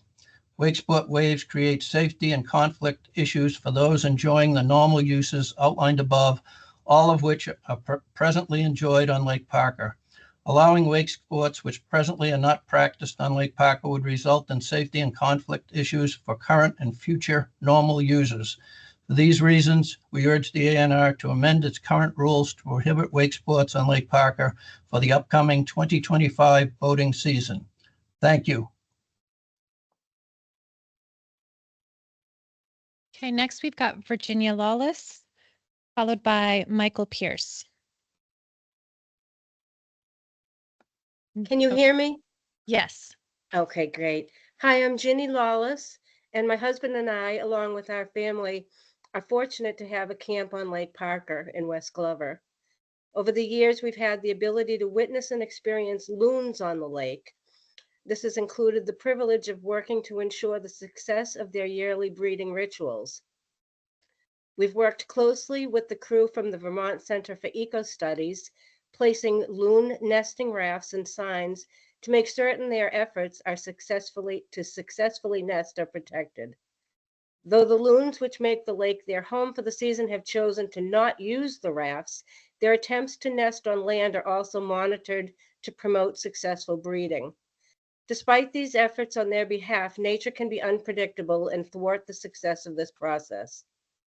In the recent past, loon pairs have only successfully birthed one chick, which was laid a victim to a predator. This chick was the first born on the lake in nearly 30 years. This past summer, after 2 attempts at nesting, a second nest, approximately 5 inches above the lake level, was observed to contain 2 eggs. When the heavy rains in July raised the lake level to 6 inches, the nest was flooded out and the 2 eggs were dislodged into the lake. At normal lake levels, wake sport activities cause large waves, even when generated 500 feet from shore, and would have had the potential to displace loon nesting habitats, such as the one described previously. While we don't have the ability to change weather patterns, we do have the ability to control wake sport activities on our small, shallow lake, and I believe we should. I'm respectfully requesting that the Vermont ANR support our petition to prohibit wake sports on Lake Parker in time for the 2025 boating season. Thank you. Next up, we've got Michael Pierce. Is Michael in the room or online? Online, can you hear me again? Yes. Mike Pierce can't be here, but he did send his statement to me, so I'll read it. Great. In the town of West Glover lies Lake Parker, a 253-acre lake with an average depth of 25 feet. Roads on the north, west, and east sides bordering Lake Parker are gravel. Gravel roads along with surrounding dairy farms make for a high concentration of phosphorus in our lake. Our Vermont lake scorecards show Lake Parker's watershed as highly disturbed. Our water quality trends are fair with high concentrations of phosphorus. Our shoreline conditions are labeled as fair. Lake Parker is a stressed lake. Allowing wake sports on our lake would stir up latent phosphorus, which would result in excessive weed growth. In the past 2 years, over 20% of property owners on Lake Parker have had a lake-wise assessment done on their properties. Property owners moving forward with recommendations from the Lake-Wise Association for shoreline stabilization could be fruitless if wake sports were allowed in our lake, as wakes from these vessels could erode our shorelines. For the past 3 years, Lake Parker has been trying to remove Phragmites from its shorelines. With our hard work and funds from our association, we have now gotten our Phragmite problem under control. We are aware that we will never eradicate the Phragmite problem, but are confident that we can keep it in check. If wake sports were allowed on our lake, we would take the chance that these vessels could dislodge the root systems and allow the Phragmites to reroute in other parts of our lake, thus making our continued efforts fruitless. For these reasons, we ask you to consider not allowing wake sports in our small lake, beginning with the 2025 boating season. Thank you. Okay, up next we have Catherine Simonson, followed by Deborah Litt. Hello, can you hear me? Yes. Okay, great. Good evening. My name's Catherine Simonson. My husband and I purchased lakeshore property on Lake Parker 6 years ago after much searching for a seasonal home on a quiet lake in the Northeast Kingdom. We treasure the beauty, the tranquility, as well as the recreational opportunities this very special small lake affords us, which brings me to today's public hearing. I am very concerned about the safety of small non-motorized vessels with the unnatural waves that are created by wake sports. We are regularly out on our kayaks or canoe in the summer as part of the normal use that we have of the lake. I've even taken up paddleboarding, which is possible for a beginner like me, on our quiet small lake. We enjoy the exercise and the quiet solitude found in Lake Parker, as well as the wildlife viewing, including our loons, all of which would be very disrupted by wake sports. I have safety concerns related to the wake sport waves that can reach heights that would easily flood or capsize a kayak or a canoe. We chose to buy property on Lake Parker because of both the water quality and the peaceful setting, and we are concerned about the potential changes with wake sporting to Lake Parker. We have experienced the impact of flooding the past two summers and witnesses the challenges of runoff on our beautiful lake. So we understand deeply the fragility of Lake Parker. It seems unwise to take unnecessary risks with our lake, given all that needs to be managed to keep Lake Parker a clean, quality lake. As you've heard earlier, the state has designated Lake Parker as a stressed lake, so it's all the more reason that we must be vigilant in our efforts to protect the lake. Our concerns also include the implications of the long-term viability of Lake Parker for the future generations.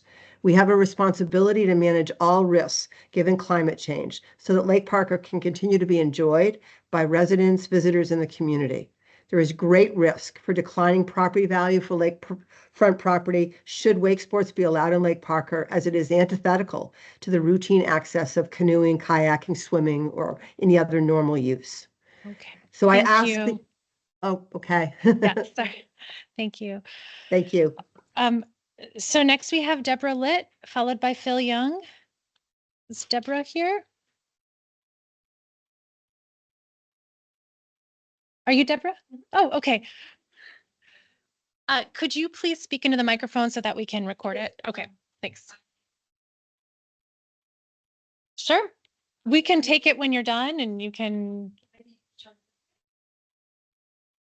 Okay. Great.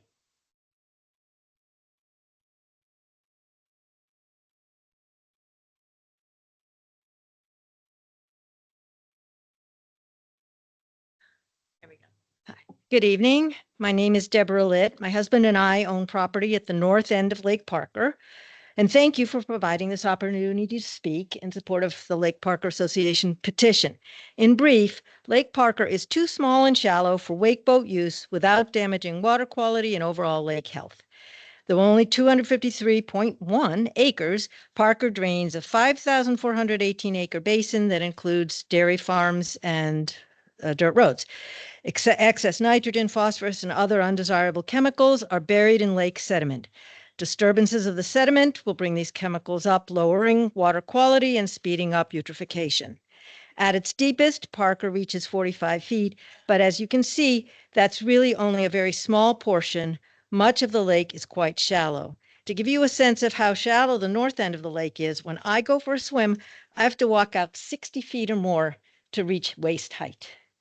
According to the 2020 study on wakeboats, their powerful waves and slipstreams stir up sediment on the bottom from as deep as 33 feet. As you can see from the depth map, only a small portion of the lake is deeper than 33 feet. Even at a more generous estimate from another study, their powerful waves will reach the shallower portions very quickly. Due to the short distances between the outer reaches of the wakeboat zone and the shore, shoreline erosion is inevitable. Critically, there are no guarantees that wakeboats will stay within the designated zone. There are no lines on the lake to follow. And the zone is so small, it will really be hard for boats to keep within it. In addition, because the ballasts can never be completely emptied, a wakeboat could easily introduce invasive species, even if the outside is washed before entering Parker, though without a boat wash station or greeters, there's no guarantee of that. Just one visit from a wakeboat could cause serious damage to the shoreline and water quality. It's just not worth the risk. Thank you.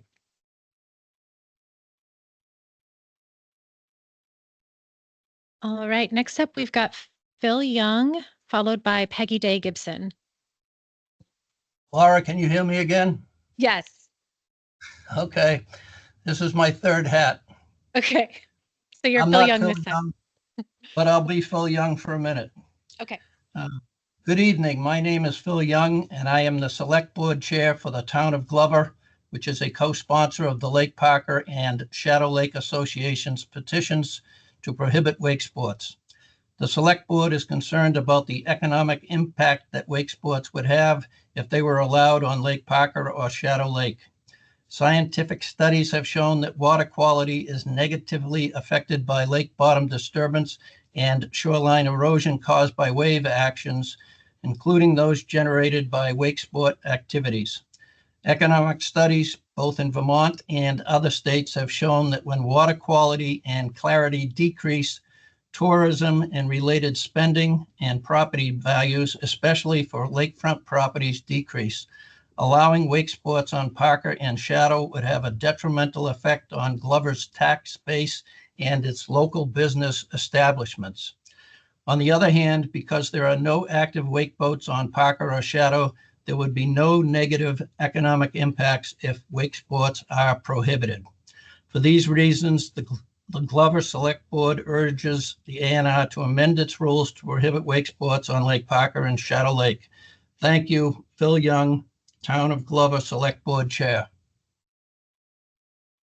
And a clarification note that you may know the answer to, John. I see that Phil Young also signed up to speak during the Shadow Lake portion. Shall I just apply this same comment to the Shadow Lake section?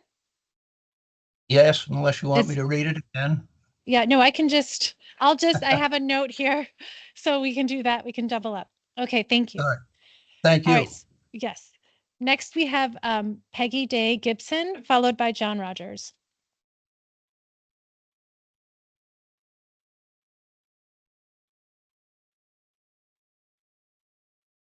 Thank you for letting me speak. I moved down the road from Lake Parker 50 years ago and have been swimming in the lake ever since. When I first started swimming in the lake, it was mucky, cloudy, there was green slime, and I've been swimming ever since, and through the last 50 years, it's become clearer and cleaner. It's a wonderful lake to swim in. It's shallow enough so that it's not freezing cold in June. And if wake boats come on, it's going to stir up all this sediment that has settled there over the years. About 50 years ago, Lake Parker became the test lake in the state for manure pits. It was surrounded by many working farms, and all of them had to install manure pits, funded very much by the federal government, the state government, and the farmers themselves, who of course complained about the expense, but it worked. It really worked. It's clear, clean. It's a wonderful place to swim.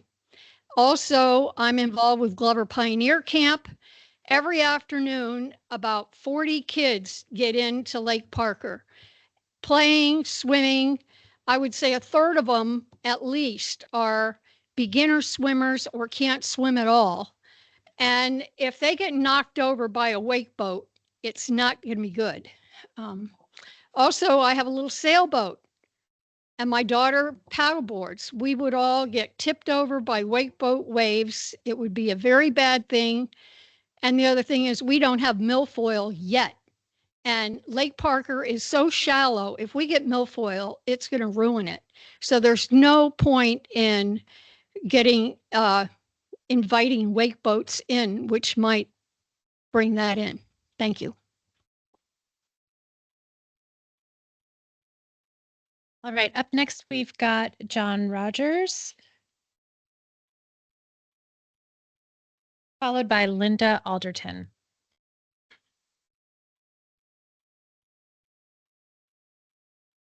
Thank you. I served for 16 years in the state legislature and wrote several pieces of AIS legislation. I also sponsored a bill that would have made wakeboards illegal in the state of Vermont. I don't believe they belong in any of our inland lakes. I believe they should be in Lake Champlain only. So I support all of the petitions, but I have property on Shadow Lake. And even though their environmental impacts are enough to warrant keeping them out of our inland lakes, the threat of transporting aquatic nuisance species is something we should all take more serious. And I'm actually a little disappointed in ANR over the years that they have not done more enforcement, and they have not allowed greeters at places that have greeter programs to make people wash their boats. We've literally had people with milfoil hanging off the back of their boats back down the ramp at Shadow Lake and refuse to wash their boats. If any of these invasives get into our lakes, we know what it does to property values. It's completely unacceptable. And the agency needs to implement these changes. And quite frankly, from my perspective, they shouldn't be allowed in any of our inland lakes. There is too much risk. The agency is supposed to take care of water quality in the state of Vermont. And I'm asking you to please institute this. And I'm going to probably look into introducing legislation again to ban wake boats from all inland lakes. Lake Champlain already has 50 invasive species and all kinds of other problems. It's big enough so that they can boat there and not have a lot of problems. That's where I think they should be. Thank you.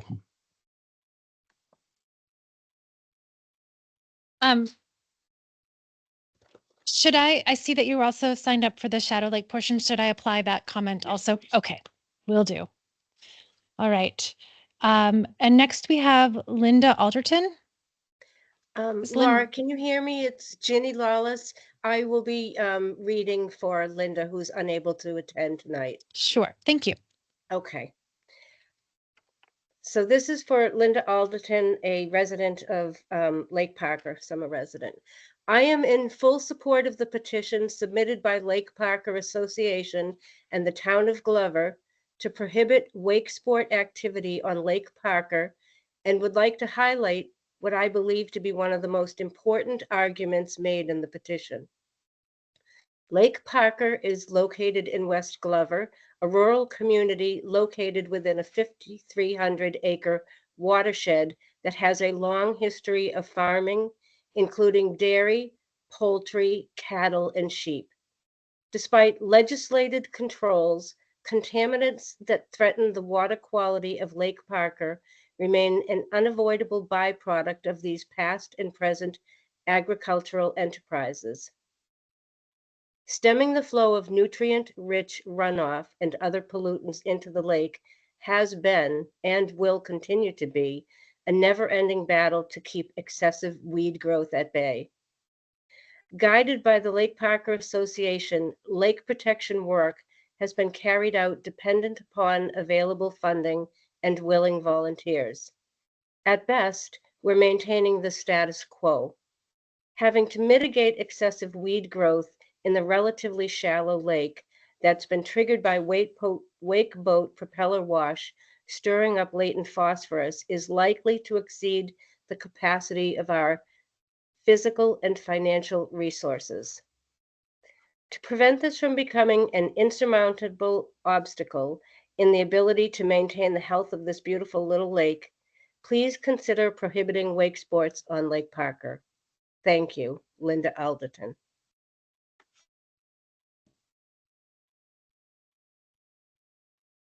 Okay, so those are all the folks we have signed up already to speak at for Lake Parker. Is there anybody in the room that would like to make a comment about Lake Parker? Misha, have you seen anybody online? Okay, if you do, raise your hand. I just want to check back since we are ahead of schedule. If there was anybody from Averill Lake petition that wanted to speak or speak to that petition, I should say, or for Echo Lake. Okay. So moving forward, the next folks we'll hear from are from Shadow Lake. We'll get the 10-minute overview of their petition. I'll pull up the PowerPoint.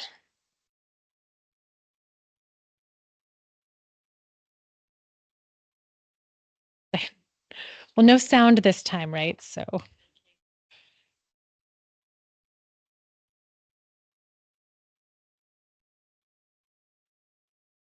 Just a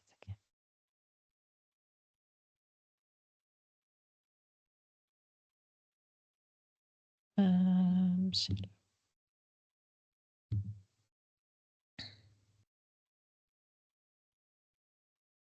Okay, here we go.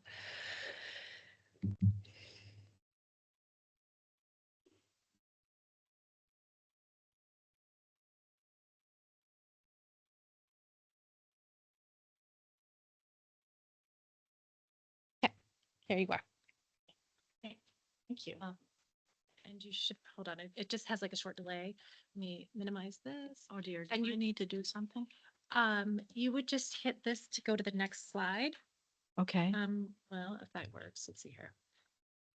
You'll just have to, if you need Can help. you stand beside me Sure. and do that? Yes, no problem. Just tell me next slide and I'll do it. Thank you. Yeah. Good evening, everybody. Thanks for this opportunity. I'm Jennifer Andrews, president of the Shadow Lake Association, representing co-petitioners, Shadow Lake Association and the town of Glover. Slide 2.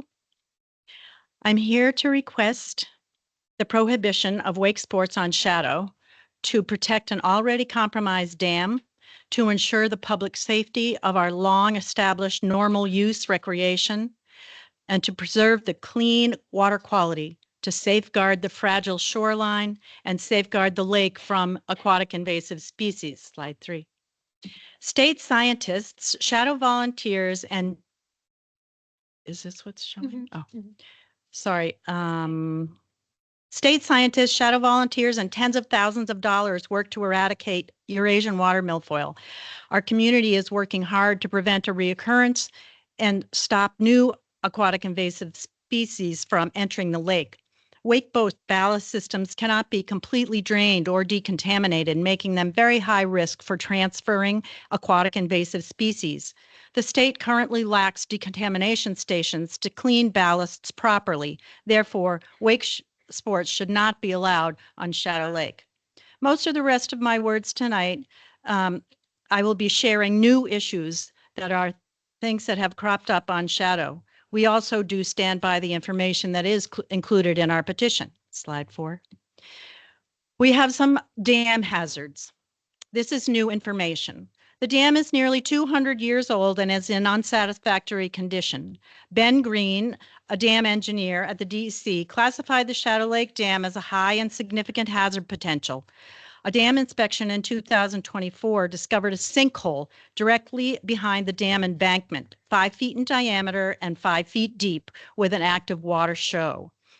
Water seepage flow was also observed below the base of the auxiliary spillway and visually estimated to be 10 to 20 gallons per minute.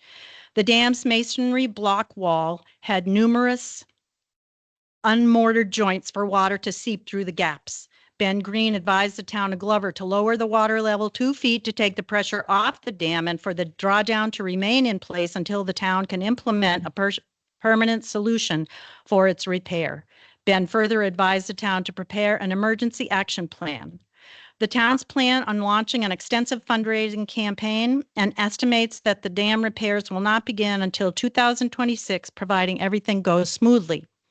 The left photo taken at the dam inspection in July shows the large sinkhole covered by the planks and marked with orange cones. The right image shows recent masonry repairs to the granite blocks. The dam's weakened condition is at risk from powerful waves generated by wake surf boats that could endanger its structural stability and the safety of people living downstream. You can see the drastic change to the shoreline in this picture. Our shoreline will be vulnerable for several years. Slide 5. Shoreline destruction and the littoral zone impact. This is also new information at Shadow. The lake's littoral zone, vital for supporting aquatic life and maintaining the food web, is significantly impaired due to habitat destruction caused by water drawdown, exposing the lake bottom, ranging from 6 to 35 feet, obliterating the habitats where native aquatic plants, macroinvertebrates, and amphibians and fish spawn would typically survive. Slide 6. This vulnerable shoreline is already showing erosion evident from natural wind and wave action. The old littoral zone has been decimated. Slide 8.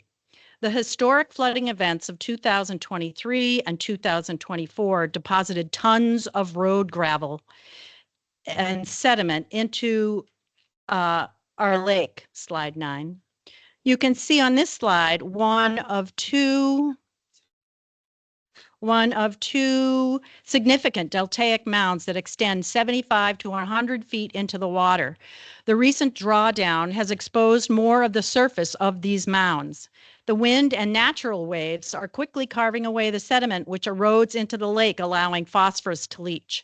The 2023 flood caused a record high water level at Shadow, as other lakes, negatively impacting the shoreline. The tributaries became swollen with stormwater, which carried sediments and nutrients into the lake. As a result, the increased phosphorus levels led to the excessive growth of aquatic plants around the lake. This summer, Shadow documented 5 Category 2 cyanobacteria recordings. Wake surf will stir up sediment along the new fragile shoreline, releasing phosphorus that will assist this cyanobacteria to grow. Slide 10. This is also new information on size. Shadow Lake is one of the 2 smallest lakes that now permit wakesports. The DEC has determined that the lake surface was 217 acres. However, due to the drawdown, the lake size has changed significantly and now is closer to 209 acres. This change necessitates a recalculation of both the 500-foot shoreline buffer and the wake zone, which itself now should be measured by Shadow's new shape to ensure the safety of all lake users. The entire middle of the lake is available for wake sports, which is where it's the deepest. This is the coveted historic spot to fish for lake trout. This area is also used to enjoy normal use activities throughout the summer. It is common to see sailboats, paddle boats, pontoon boats, canoes, and kayaks crisscrossing the lake, stopping to drift, taking a swim, and appreciating the scenic beauty. Slide 11.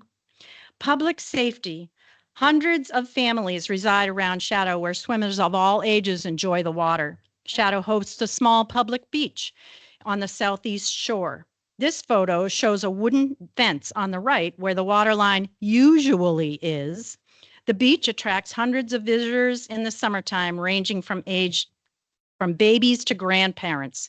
However, there is no lifeguard on duty, raising safety concerns about the risks of sudden oversized waves that are created by wake boats. They can catch swimmers off guard.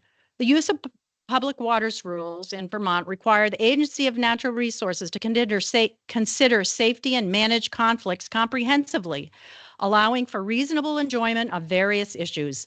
However, during the rulemaking process, the ANR acknowledged its staff's lack of expertise in safety and recreation, leading to a decision to to defer public safety issues on a lake-by-lake basis rather than prioritizing safety in the new rule. Our petition's Appendix A features as an illustrated map of Shadow Lake shoreline and wakesports zone an analysis of the impact of wake surf waves on the lake based on the scientific data from a University of Minnesota SAFL study by Marr et al. The illustration shows that because Shadow is so small, even a single wake surf boat can generate unsafe waves to cover nearly the entire lake. When two or more wake boats are present, they create even a more powerful wake force, posing risks to all normal use recreation.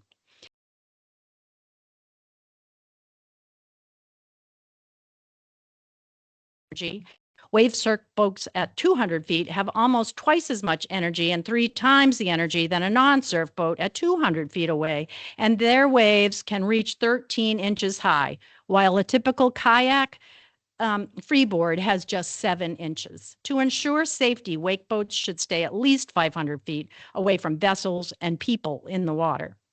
Part of ANR's responsibility is to serve the public by creating safe recreational spaces. The UPW rules were established to ensure that the natural resource values of public waters are fully protected. Allowing wake sports on this small lake could significantly endanger the public. The potential danger wake surf boats pose cannot be overstated. Slide 12, sorry.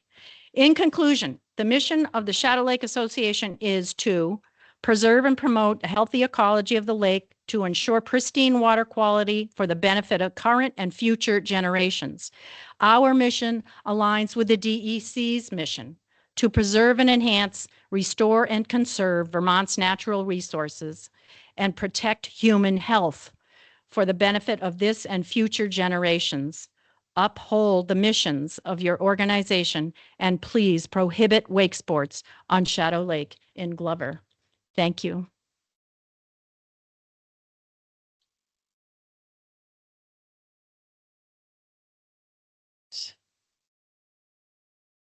Okay, we will begin the Shadow Lake comment portion of the meeting. I will check in one more time to see if there's any comments from Averill on the Averill Lake petition, the Echo Lake petition, or the Parker Lake petition. Okay. So we have Sherry Walcott followed by Stephen Walcott. Oh, shit.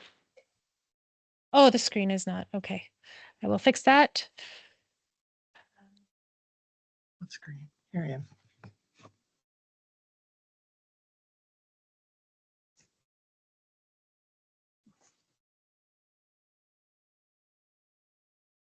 Okay. So is Sherry? Yes, I'm here. All right, you may go ahead. Hello, my name is Sherry Walcott. My husband and I own a camp built by his grandfather on Shadow Lake that has stayed in the family since 1938. For the past several years, I've been the lay monitor on Shadow Lake for the state of Vermont. I test the lake throughout the summer season for clarity, as well as phosphorus, chlorophyll, and traces of caffeine. I'd just like to say a few words about clarity in regards to wake sports. 5 years ago, water clarity at Shadow measured with a Secchi disc averaged 10 meters. However, we continue to have more and more erosion of our shoreline due to many factors, which include the compromised dam's inability to regulate the water level. This increased erosion has decreased the clarity of Shadow Lake to an average of less than 8 meters. That's over 6.5 feet less. I'm concerned that wake sports on a small lake such as Shadow will be detrimental to the already compromised condition of the shoreline. The wakes and wave action produced by wake boats will wash more and more pollutants and debris into the lake from the shoreline. We can't afford to lose more shoreline, risk the pristine quality of our lake water, or the introduction of invasive species. The people at Shadow Lake work really hard to protect its waters. for the lake residents as well as families who use the public beach. Please do not allow Wakesports to risk ruining one of the most beautiful lakes in Vermont. Thank you.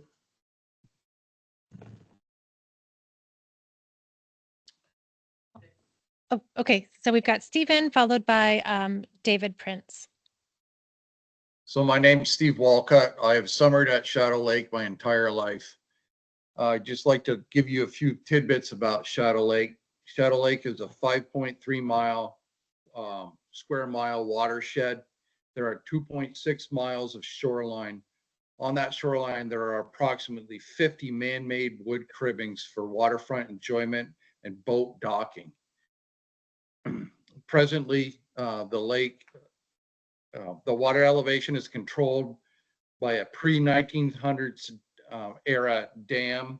This ancient structure is a significant hazard dam that has been deemed hydraulically inadequate and recently downgraded to poor condition by the Vermont State Department of Dam Safety, known as the DSP.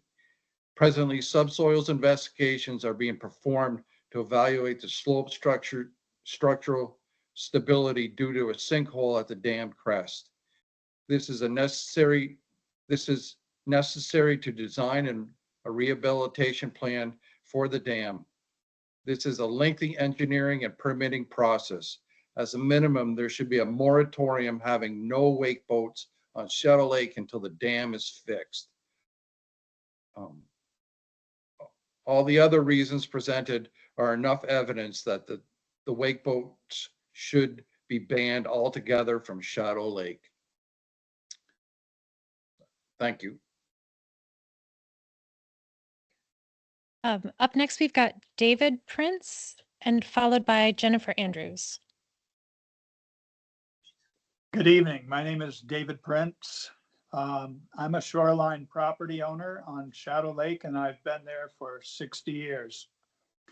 And I support banning wake sports on the lake. The past 10 years have been quite arduous, and I do not want history to repeat itself. The Shadow Lake Association, with a lot of time, effort, money, and help from dedicated resident volunteers and assistance from the state of Vermont, successfully eradicated milfoil from Shadow Lake. During that same time period, we experienced extremely high lake water levels due to problems with our dam's inability to evacuate stormwater in a timely manner. The main valve at the dam only opens to 60%. As a result, this creates high water levels after storms that remain above our stone shoreline that buffers the waves, and it remains for long periods of time. The past 2 summers, Shadow Lake was never at normal pool during the entire boating season. Wave action of any kind has been eroding our shoreline above and behind the shoreline stone shoreline buffer and undermining cribbing. As a result of the uncontrollable high water, the Shadow Lake Dam developed a large sinkhole in the earthen dam.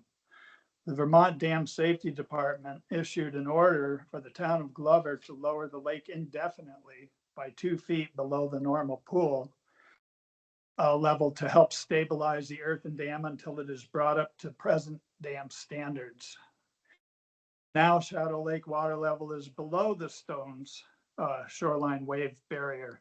The soft bottom is exposed, and any wave action stirs up sediment, releasing nutrients into the lake and clogging people's water intake lines. I do not think wake sports are a good fit for Shadow Lake for many reasons, including the disruption of its nice, calm, natural beauty. Please take into consideration the amount of time and money it will take the town of Glover to get the dam repaired to dam safety standards. All right, we've hit our 2 minutes. Okay. Well, Thank you. thank you. All right, so next we have Jennifer Andrews followed by Kurt Muller.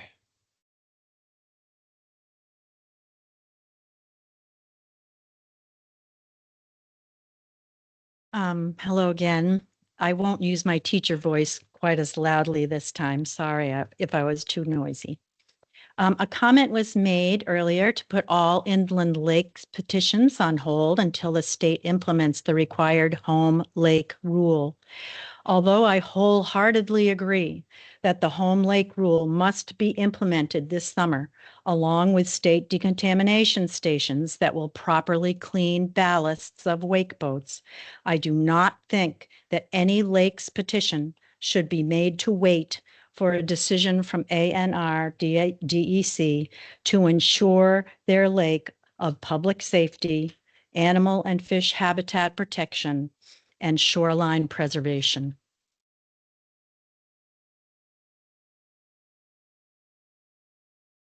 All right, next we've got Kurt Muller, followed by Scott and Clara Shop. Hi, I'm Kurt Muller. Number one, I'm a fisherman, fish every day in a rowboat with my dogs, and it would be very tough for me to fish with wake boats. But more importantly, I'm in charge of the milfoil surveillance. As many of you know, we're the first lake to be deemed by the state to have had milfoil and clear of it. The way we survey it is with a team of people snorkeling. As you can imagine, for those who snorkel, having high waves, it's dangerous because we'd be sucking up water. And also it makes our job harder because the visibility, both depth-wise and sidewise, would limit our search for not only milfoil, but other invasive species. Thank you for your time. All right, up next we've got Scott and Clara Shop.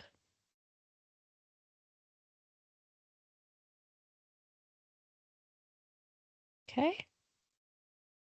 Last call for Scott and Clara Shop. Okay. Then we've got Mike Anastasia.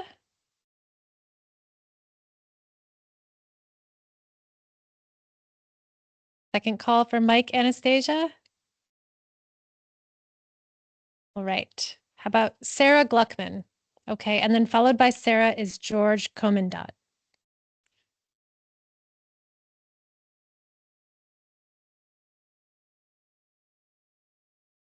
Oh, so many things to look at. My name is Sarah Gluckman, and I've been testing the waters of Shadow Lake for almost 40 years. First with the lay monitoring program, and then with La Rosa. And the phosphorus levels just keep going up very gently, but they've probably increased quite a bit since I first started.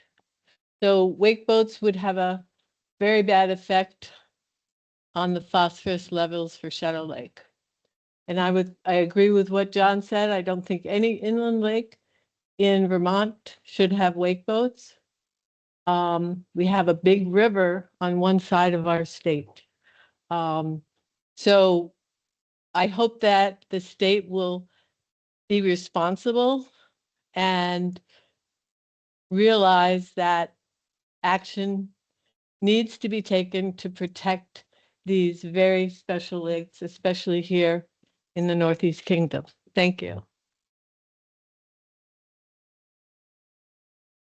All right, and then we've got George Komendot.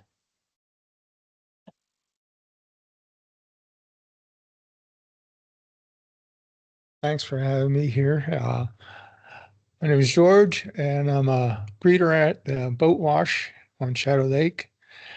And doing that job, I get to see the people that enjoy the lake. They live on the lake.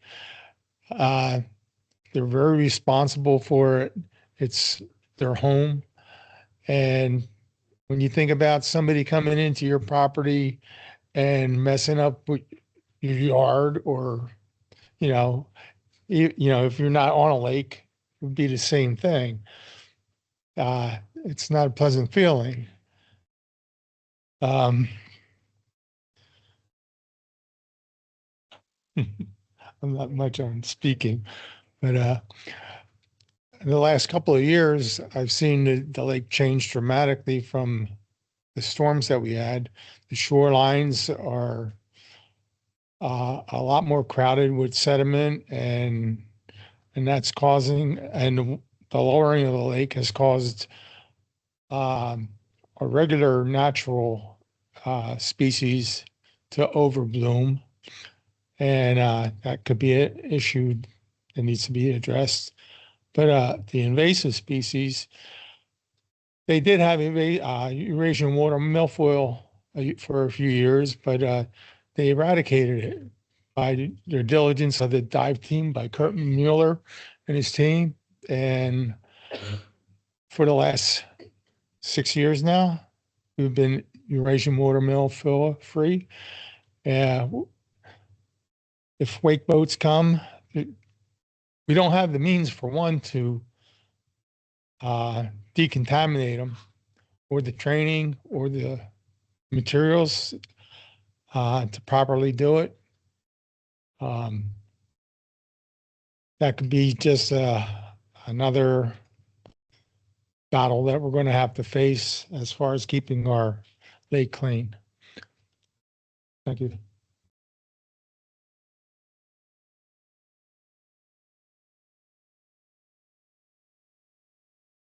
So that concludes the comments for Shadow Lake for folks who have already signed up. Is there anybody in the room that would like to make a comment on the Shadow Lake petition? Okay. Anybody online? Right. Oh, we've got somebody who has George Dunbar. Go ahead and got your hand raised. Go ahead and unmute yourself.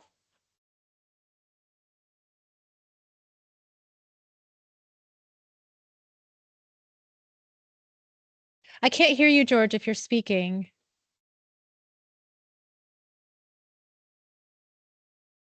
Yeah, you're unmuted, but I can't hear you. Okay. Well, maybe we can try again later, George, because we can't hear you. I did just want to continue to keep it open if people want to petition, I'm sorry, people would like to comment on other petitions that haven't had a chance to comment yet. Also, a reminder that our public comment period is open until December 23rd at 4:30 p.m. and we're taking written comments. You can email them to me or to the email address that I showed at the beginning.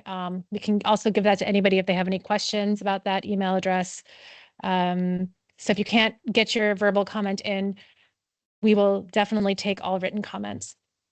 So the final petition that we are hearing from tonight is the one for Lake Willoughby. And I do have a PowerPoint I can pull up.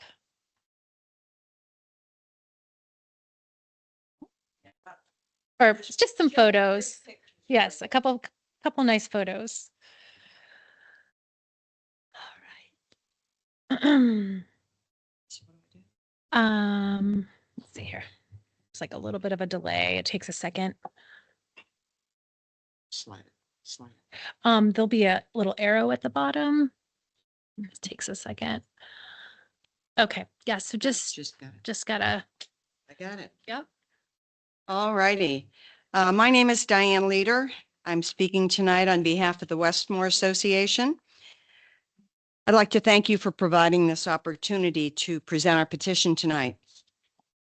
What you're looking at is Willoughby Lake from the north. It's most notable for its glacier carved gap created by the sheer cliffs of Mount Pisgah and Mount Hoare, towering approximately 1,500 feet above the lake. It's a lake of such stunning beauty that the Department of the Interior declared it a national natural landmark in 1967, just 5 years after the National Natural Landmark Program was established. Notably, it's one of only 12 such sites in Vermont, and it's the only lake so designated in the state. Our petition proposes an amendment to the new wakeboat regulations for Willoughby that reads, "Wakesports are prohibited." Willoughby is over 300 feet deep in places. Much of its shoreline is almost completely inaccessible, rocky, densely wooded, steeply sloped, and rugged. Approximately half is protected as part of the Willoughby State Forest.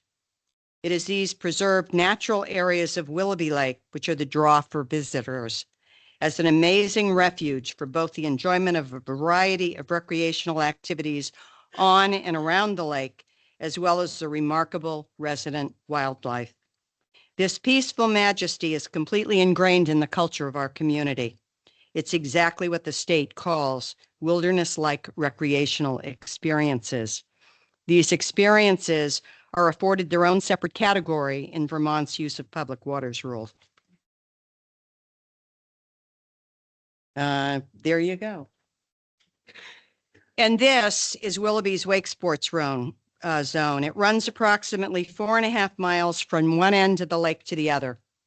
Safety is a huge concern on Willoughby, where 3 unique geological characteristics combine to greatly exacerbate safety concerns caused by Wakesports 3 to 5 foot wakes. 1, Willoughby's 4.5-mile Wakesports zone leaves no safe place to enjoy normal uses such as swimming, fishing, kayaking, or canoeing. The only protected area is a 500-foot border around the lake's perimeter. 2, sharp drop-offs, particularly in the gap between Pisgah and Hoare, make the deep water wave action from boats in Wakesports mode more unpredictable and more dangerous for nearby normal users. On calmer days, there's almost always a large number of paddleboarders in or near the gap, many of whom are novices because equipment rental is available at the south end. And 3, Willoughby's steep and rocky shoreline makes it practically impossible for swimmers, paddleboarders, kayakers, and canoers to escape to shore to avoid large wakes. If capsized, kayaks and canoes cannot be righted in deep water. And this is a photograph of the lake from the south through the gap. In that wilderness area, area of the lake, people who do get into trouble may not be noticed or rescued immediately. And because of Willoughby's location, 20 minutes from an EMT station and half an hour from the nearest hospital, delayed treatment may turn a minor incident into a major catastrophe. While Willoughby has its share of powerboats, tubing, and water skiing, most of the people on the water are enjoying non-motorized recreation. As the number of wakeboats on our lake increases as we know it will, the safety of normal users will be further threatened by the confluence of wakes from multiple wakeboats, a looming, complex, and unpredictable threat that has not yet been studied by scientists. What is known is that when wave frequencies match, waves become additive, combining their energy into waves much larger than that from a single boat. Some normal users have told us that they're already looking for other places to enjoy their water sports. Our petition shares statistics about safety and how the use of and enjoyment by traditional users on lakes where wakeboats are established is significantly reduced when wake sports are allowed to dominate a body of water, where the whims of a few have been allowed to trump the rights of the many. The conflict between wake sports and normal users on Willoughby is irreconcilable. Our final major concern is that discharged water from ballast tanks threatens our water quality and the fish and wildlife dependent on it.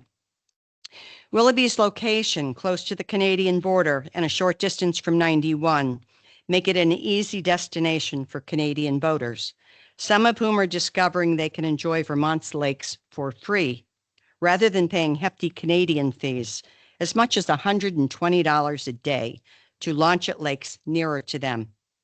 Some Canadian lakes are totally private and do not permit non-residents to launch at all. Of great concern is that many of these Canadian lakes are infested with a wide variety of aquatic invasive species that are still unreported in Vermont. Eurasian milfoil is our only invasive now, and that infestation is well under control, albeit at great expense. It's critical that we block this path of introduction for new AIS. It's not surprising the popularity of Willoughby Lake as a tourist destination has increased almost alarmingly in recent years. According to DEC Greeter program data, Willoughby's boat launch has been the single busiest boat launch in the Northeast Kingdom during the last 2 summers. We fear it will eventually become the largest concentration of wakeboats in the kingdom as well. This summer, the town of Westmore hired consultants to help identify challenges associated with this influx of visitors and to develop an action plan to address the most pressing concerns. This surge in tourism has been fueled by the incredible "y'all come" publicity Willoughby continues to generate, and we will continue to be targeted with the travel industry's new focus on quiet travel. While wake sports enthusiasts will tell you this evening that we're wrong to resist change and that we should embrace their sport, our community is actually working hard to preserve the very community assets and recreational opportunities their sport threatens. Seeking to protect the Westmore culture isn't backward. It's an admirable goal with widespread support. Willoughby's unique setting and culture were acknowledged by the Water Resources Board in its 2004 ruling prohibiting jet skis and personal watercraft on the lake. The lake, and I will be quoting here, often favorably described as the Lucerne of Vermont, is surrounded by majestic mountains and hills. It's noted for its scenic beauty and serenity. Referring to the community, the Water Resources Board said Willoughby's clientele return year after year to enjoy the quiet and beauty of the lake. Westmore has become a mecca for recreational users seeking water-based recreational opportunities in a quiet and scenic destination. Perhaps most importantly, they said, it is in the best interest of current and future generations of Vermonters to promote the traditional and normal uses of the lake and to protect the peaceful enjoyment of the lake's aesthetic values. Simply put, they concluded jet skis weren't a good fit for Westmore. By our count, at least 7 of the 10 lakes now petitioning to prohibit wake sports and/or wakeboats already prohibit jet skis. Where jet skis are prohibited, there is no justifiable rationale to now allow wake sports, which are inherently far more dangerous and disruptive. Wake sports should not be allowed to dominate Willoughby Lake. Wake sports should not be afforded special privilege to intimidate and threaten the safety of normal users and thereby preclude other activities.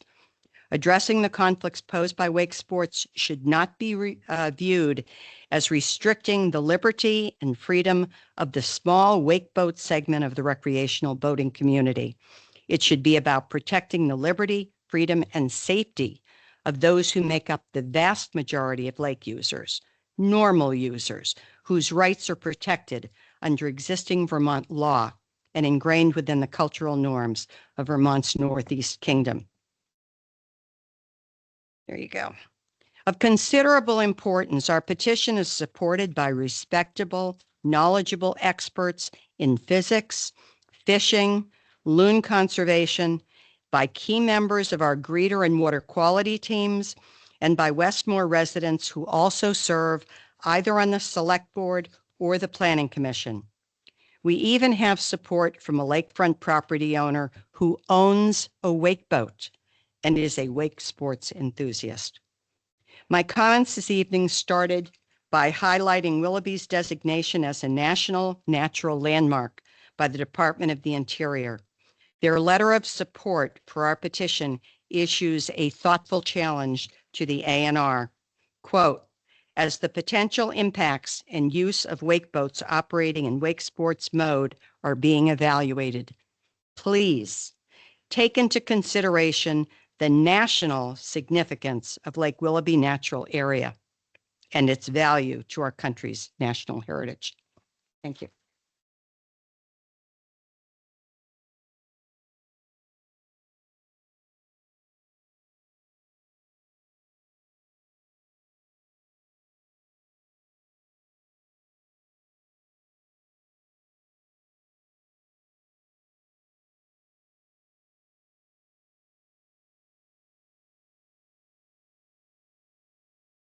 All right.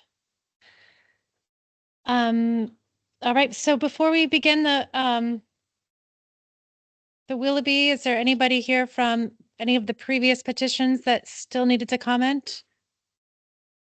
Okay, we're going to start with Shane Switzer, followed by Bob Kennedy.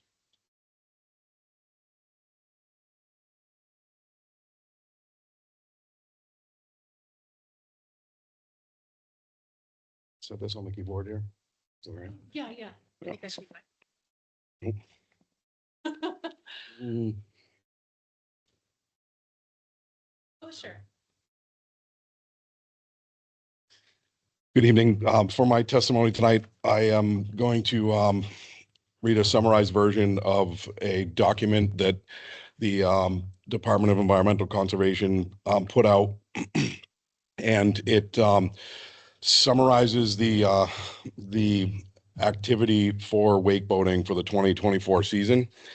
And the Vermont Department of Environmental Conservation reviewed the activities, and they talked to Fish and Game and Marine Patrol. And basically, what they came up with was there was 5 complaints received from the game wardens, all found to be unfounded, largely due to misunderstandings of the new rule. The concerns about wakeboats being in restricted zones and issues traditional motorboats, they were not wakeboats. One complaint involved harassment at the Waterbury Reservoir. It was escalated to the state police. It was a wakeboat being harassed, I believe. Overall, there was a very low number of complaints, and they found that there was very little coming from those agencies.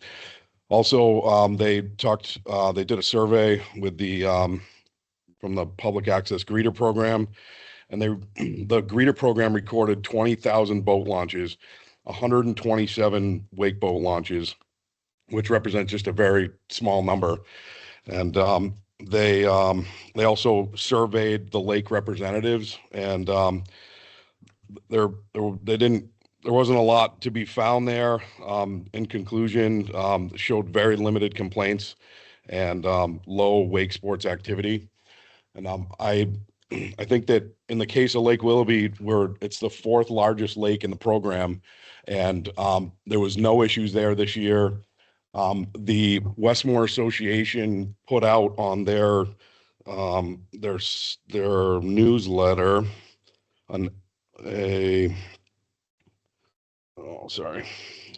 they put out in their newsletter that that there's not a concern with wake boats currently at the lake. They've been operating responsibly, and that their concerns are about the boats that are coming. And I think the rule that's in place is doing what it was designed to do. And I'm not in support of the petition to ban wake boats. So next up, we've got Bob Kennedy. Sorry, just trying to know why that will.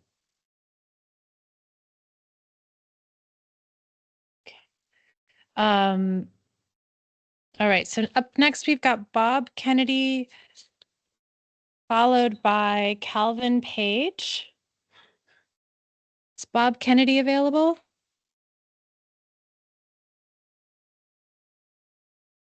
Is Bob online? Oh, he's here. Oh, we were Calvin Page. Okay, so last call for Bob Kennedy. All right. We will move to Calvin Page, followed by Arthur Zweil. And we do see that there are some requests coming in online to have you comment. We'll get your names on the list.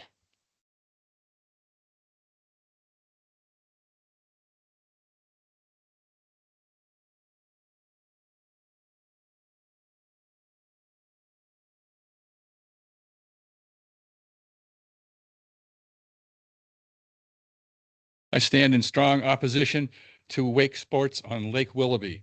Lake Willoughby's unique geographic and rural settings make it inherently unsafe for wake sports, posing significant risks to life and safety.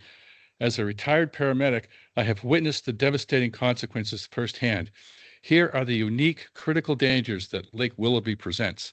Number one, it's in a remote location and therefore suffers from ambulance delays. Lake Willoughby's rural location leads to prolonged ambulance response times where every second could mean the difference between life and death. Additionally, emergency responses in the area lack paramedic level care, which is often available in more populated regions. I ran this by a medical doctor and he basically agreed. He had two additional points. There are more injuries to face and head compared to similar wake sports, and I have the medical references.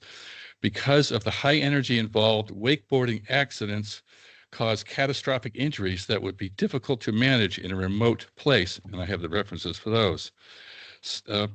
Number two, steep rock cliffs prevent rescue.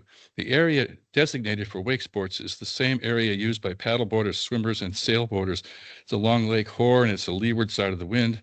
This zone, bordered by the steep rock cliffs and undeveloped shoreline, offer no safe refuge in the event of an accident. A swimmer who reaches the shore would find no assistance available, a dire situation compounded by the presence of high-powered wake sports. Winds on the lake are diminished on the far side due to mountains, so this area is quite busy. Number three, lack of cell phone coverage. Much of Lake Willoughby lacks reliable cell phone coverage. This means that help cannot be called in time in an emergency, further increasing the risk of fatalities. Number four, there are no lifeguards on duty. In summary, as someone who has faced the unimaginable task of looking in the eyes of a young mother and telling her that her child has died, I carry the weight of those moments in my heart and my dreams. Let us not see this set the stage for another tragedy on Lake Willoughby. The risk wake sports